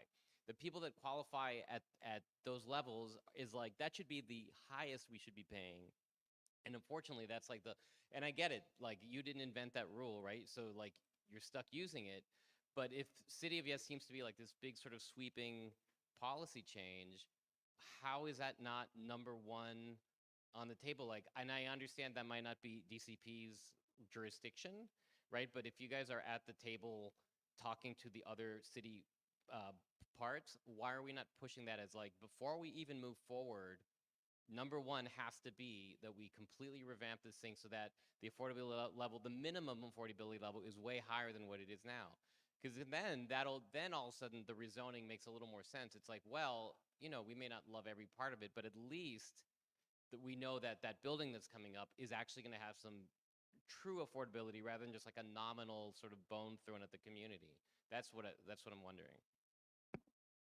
I just anecdote, like my own personal experience with rezonings lately. Option 2, which you're 30% at 80%, is like rarely approved. It's really option 1, which is 25% at 50% AMI, that is being really the only accepted MIH option that community boards and council members are approving at this point. So I think there is that low level of affordability done. And to address the UAPs, I think it's really a tool for 100% affordable projects, right? So I think it's a great tool that right off the bat, you're going to get a 20% bonus. Because frankly, if you have a market rate development, doing low-income units is not going to pay for itself. So I think this is a really good tool for 100% affordable developments that right off the bat, you're going to be producing 20% more units that you wouldn't have been able to do so anyway. So I think without MIH, without heirs being restricted to senior housing, it's a great tool to produce more low-income housing. Another point I just wanted to address as well is, in order to hit those deeper levels of affordability that we're all talking about, there needs to be a component of supportive housing in order to make the numbers work. And that is consistently the biggest pushback that we get from every single community board across the city. Nobody wants supportive housing within their communities. And in order to drive deeply affordable units, you need that component of supportive housing. So it's a means that everybody wants deep affordability, but nobody wants supportive housing. So we have to get educated on how these programs work and understand that, you know, it's like you take the good with the bad, I guess, right? But like there's these programs out there that are tools to finance these projects, and we can't say yes to one thing but no to another, right? So I just wanted to make that point.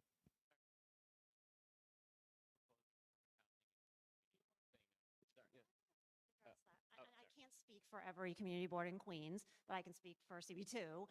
Like, that is not the situation on my community board. Like, we would be thrilled if someone came in and said, here's supportive housing. But what we get mostly is like, we want to build $1 million condos. We want to build a tower, and you know, there's going to be like 25 affordable units in a lottery, but most of it's going to be for like, you know, people who can afford to pay ridiculous market rate rent. And then also apartments that are studios or small 1-bedrooms and not family apartments for, you know, with multiple bedrooms for families. Like, we're not, I can't think of maybe one ULURP where we actually had supportive housing come as a proposal, and we would embrace that. And I know that I absolutely understand that I am not speaking for every community board in Queens. Yeah, I mean, Queens Community Board 2 is a very unusual community board. I mean, I think, as Winnie mentioned, they're one of the 9 that in 2022, you know, was part of producing as much as the other 50. Those other 50 have opted out of, this is what Manny's talking about, have opted out of addressing the city's urgent housing needs. Were there Thanks. A couple of questions that I have, actually. I want to bring up a few things. First of all, what was not brought up at all, and I'd like to get people's opinions on it, is a revamped 421A. I'd like to know from city planning how they factor that in. I'd also like to know from Manny, how important is that tax abatement to actually put up these buildings? I know that that's been an excuse as to why so few permits are being filed right now. So that's one question I have. Yeah, so we are universal affordability preference, UAP, really relies on the renewal of a successor tax benefit like 421A. 421A is a tax benefit at the state level that allows for the development or incentivize the development of mixed income rental properties. And without it, we really don't think there's going to be any rental housing added to the market. So we are counting on the renewal of 421A for UAP to really work. Without 421A, UAP will produce 100% affordable projects. For those mixed income projects, we really don't think will be feasible without a successor tax benefit to 421A. I'll give it to Manny to speak more about that. Yeah, I agree 100%. But to answer your question, Richard, the only development that makes sense without a 421A is super luxury, right? So it's high-end condos, rentals. Those are the only types of projects that can get built. There's absolutely no like workforce or middle income, moderate income, low income housing that can get built without a 421A. So it's absolutely critical for any development in the boroughs to take place because the only other type of product that would make sense is super high end.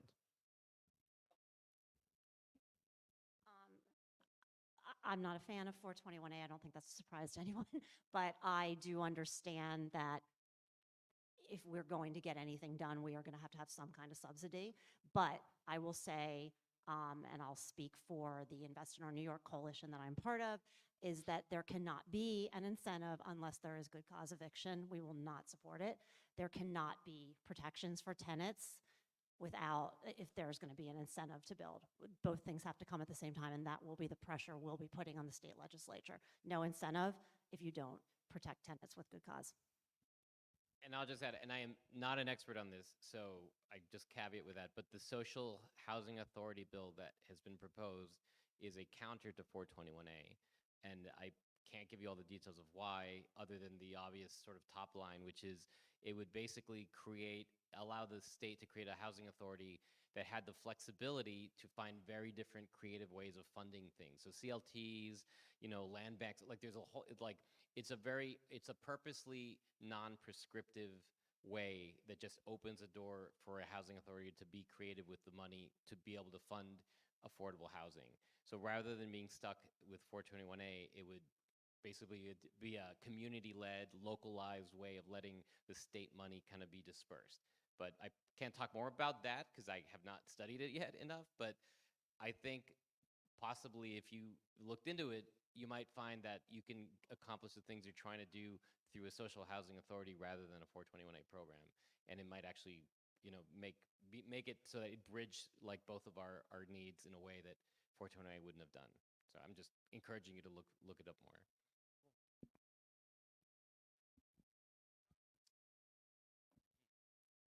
Yeah, just a couple other things. Oh, excuse me, Rudy? Go ahead. Nate, give you your name. Everyone. My name is Rudy Sarkezi. I'm involved like Richie Kuzamier with the Civic Association, which I started Civic Association in 96 for the better of the community. I have no interest to be a politician. I'm interested for myself, just for the community. And the issue with this problem with affordable housing, with the rental and things like this, part is the city or state. I think the rent control started in 1943 with the war we had to control, that time what probably was right. But other things, when you have a rent control, only thing you control is not working. No, we should have a control on the food, on the gas, and everything else. Those who work, no, it's demand and price, what it is. So now it's a problem, a lot of things. I own a small building. See, this is, I bought my beer in the 80s. I used to make at least 2 pages. Nice 25 pages to make it. You need a lawyer in order to make a lease. On a hallway, I used to have 2 pieces of paper. Now it takes the hallway. You need 30 things then to tell us all the regulation the city and the state puts on. And now, if the city has we the landlord, smaller landlord, they have to fix an apartment before you could raise the rent what you spend. 40, was it 40% or like that? Like it? Now it doesn't give you nothing. So how would the landlord, and the tax goes up, the fuel goes up, and you can't raise the rent. So that's why the apartments are going to be empty. Who's going to suffer? The poor, the people who look for the apartment. That's who's going to suffer. You know, I have one guy, one renter there. He's there, you be born there.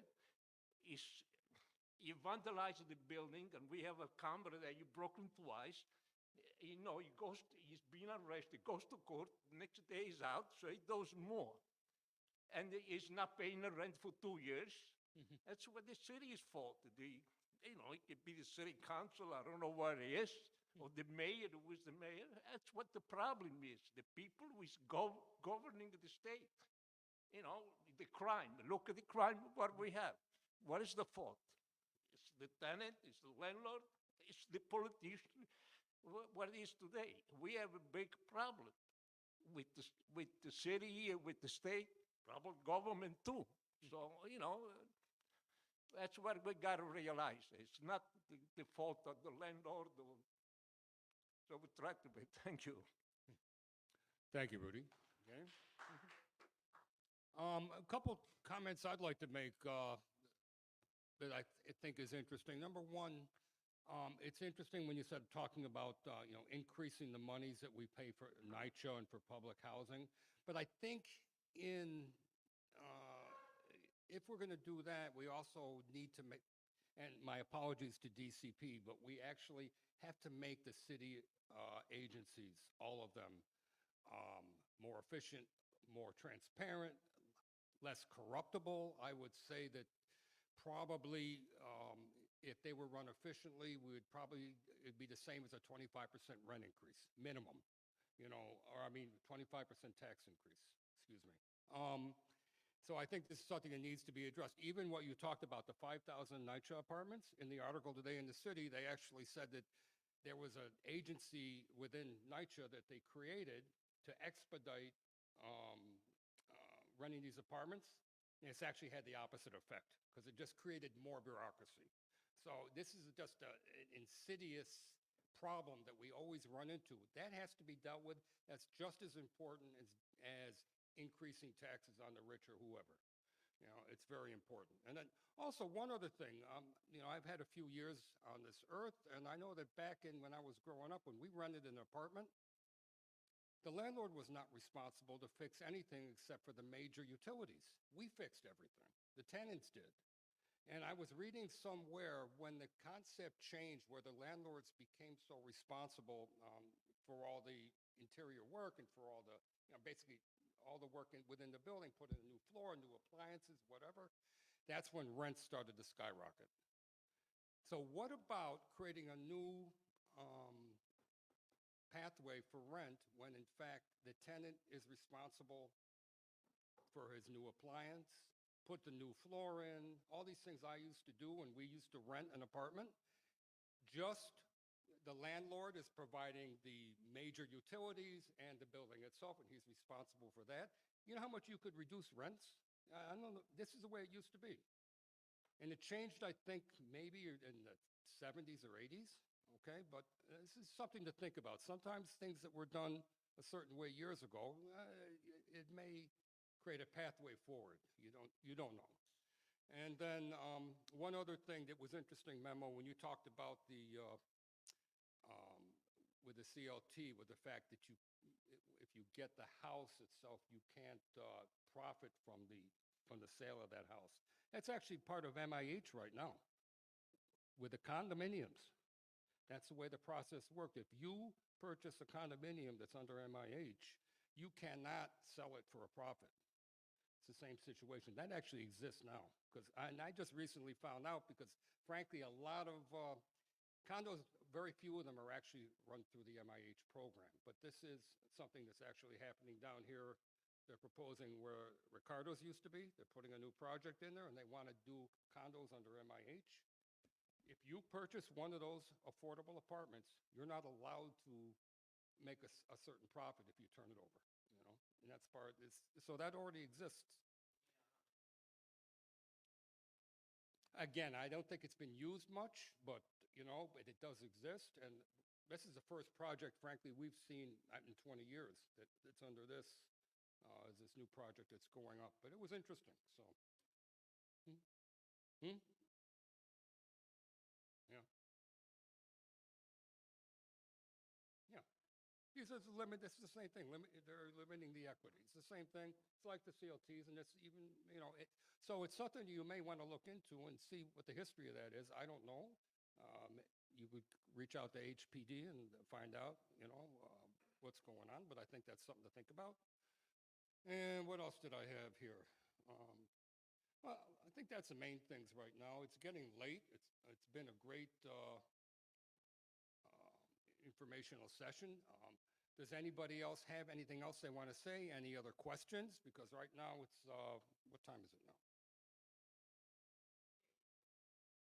8:50. So I think we want to stop by 9 o'clock at the latest. So does anybody have anything else they'd like to say?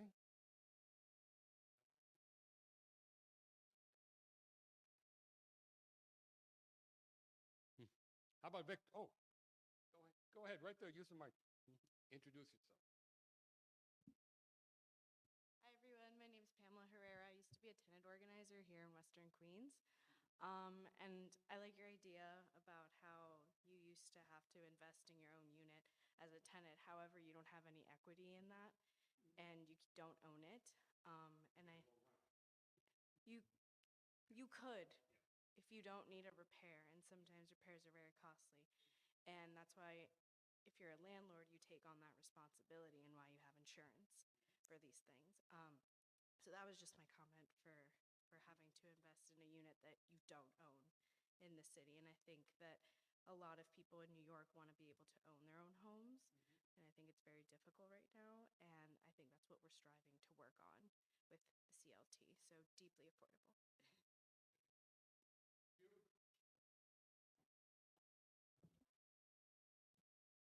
Yeah, I know. Lord, I know. So I am a single woman who has had a decent career, made decent money, and I will never be able to own a home in New York City unless I, have a partner. Like, that is really, that's a whole generation of people. That's not just me. And that's really not okay. Like, people should be able to own homes if that's what they want to do. And I'm not even talking a home. Like, I'd like to own a one-bedroom apartment. So that is something. I think a community land trust can help with that. I think there are other ways at it, but I don't think right now we really have programs where we're like, how do we get people in homes? How do we get immigrant families in homes? How do we make communities? That's a way we make communities. Yeah, and then that's a whole other secondary issue because Queens, I believe it maybe still does, but at one point had the most immigrant and Black homeowners. And I think during COVID, well, actually probably during the financial crisis and then during COVID, that started to decline. I don't have numbers or percentages. I'm basing this off of something I probably read years ago, but we should be preserving that. We should be celebrating that and uplifting that because I grew up in a suburban community that was a bunch of white homeowners because of racism in the 1960s before I was born. Like, we should be celebrating that we're in a borough where we actually have immigrant and Black homeowners, and it's not just a bunch of wealthy white men. Sorry. I just want to sort of your questions, the bigger picture that your questions are asking goes back to like, we all want solutions, but you can't get away from, and a lot of the things this gentleman was talking about, like it's true, there's not like a black and white answer for a lot. There's very nuanced. There's good players all over and bad players all over, and systems are always flawed. And so you invent a rule and it creates more problems. And we understand bureaucracy, So that is true, but underlying all of that is we do not live in the country that people lived in the 60s, which is before my time, in terms of how much wealth existed for the public to use, to build and create things. And that's why so many amazing things were built, post-World War II. There was all this money, and that money is now concentrated in a tiny percentage of people. And until that changes, we're going to be running around and spinning wheels and not really accomplishing anything. And that's very frustrating for all of us because we probably have careers and things that we are passionate about for different reasons. And the truth is, like, our legs are chopped off. We're never going to finish that race because of this huge economic inequality. And so, like, all the answers point back to that, like pulling all that of money that should be taxed money that should go back into the community. And you're right that the fixing the bureaucracy will, help a lot, and there's inefficiencies. That is all true, but that is dwarfed by the reality of how much money exists in the hands of very few people. So that's the number one thing we all have to, and it's not even about like turning this into like a communist country. It can still be capitalism. It can still be private businesses making money. But I mean, it was in the 60s. We didn't live in a communist state in 1960, but 90% of your wealth was taxed if you were above a certain amount. That is gone. So, and corporations have been doing that, like Apple, Amazon, all of that money we're not getting. So. And you can, if you really want, but I know we need to end, I have charts that will show you that when we were taxing the wealthy, when it was progressive taxation in this country until roughly 1979, our economic equitability went up in this country. And then when we started with a more trickle-down supply-side economics with Reagan, that inequality grew. And I have them, and I'm happy to show them at some other meeting because I know we probably all want to go home and eat dinner. Thanks. I was going to say thanks for joining us, and we hope you'll remain engaged with you. Are you going to share our information? I was just going to, yeah. Oh, I was just going to share the DCP's information in case you want to continue. If you have further questions that you think of, it's housingopportunity@planning.nyc.gov. You can email us any questions if you're online, and nyc.gov/yeshousingopportunity is our website. So we hope we'll hear more from you. I just want to make a quick comment about what you're talking about in the 60s and 70s and 50s when there was such a high rate of taxation.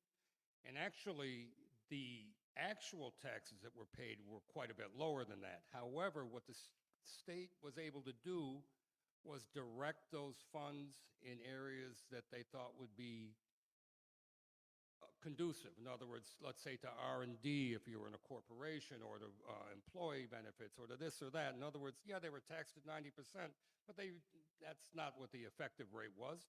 But the state said, okay, if you put 30% to R&D, you get that taxed off. And nowadays, a lot of the money goes into equities and things like that.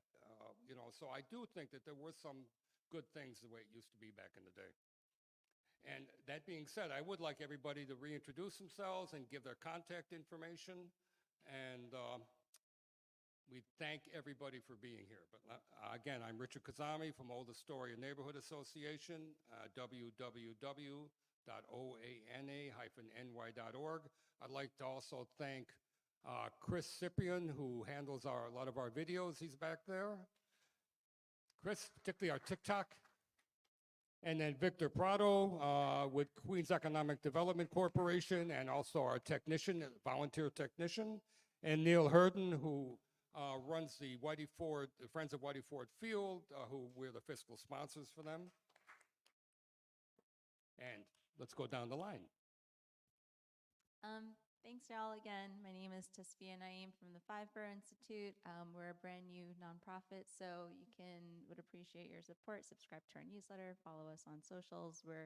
Our website is FIVEBORO.NYC. Thank you. I'm Winnie with the City Planning Housing Division. Really grateful for y'all's attention tonight and your thoughtful questions. Hopefully we can continue this conversation. Definitely feel free to reach out. I'm sure you can email Richard, grab our emails if you want to email us directly. We're definitely happy to answer any further questions or continue tonight's conversation. Thank you, everyone. Emmanuel Kokonakis, Mega Contracting Group. Our website's megagroup.nyc. Memo Salazar, and we're Western Queens Community Land Trust, but you can reach us at, you can check out our projects and sign up for a newsletter at wqclt.org. And anytime you want to ask questions or talk to us or whatever, if you have a plan, if you have a community need, info@wqclt.org. Reach out. We're more than happy to talk to anybody. I'm Danielle Brecker. I'm here tonight with the Western Queens Community Land Trust, but I am also on Community Board 2 in Queens, and I will just say it, the Democratic State Committee person for this district right here. And if you all want to talk to me about any number of things, come up and see me because my email address is really long.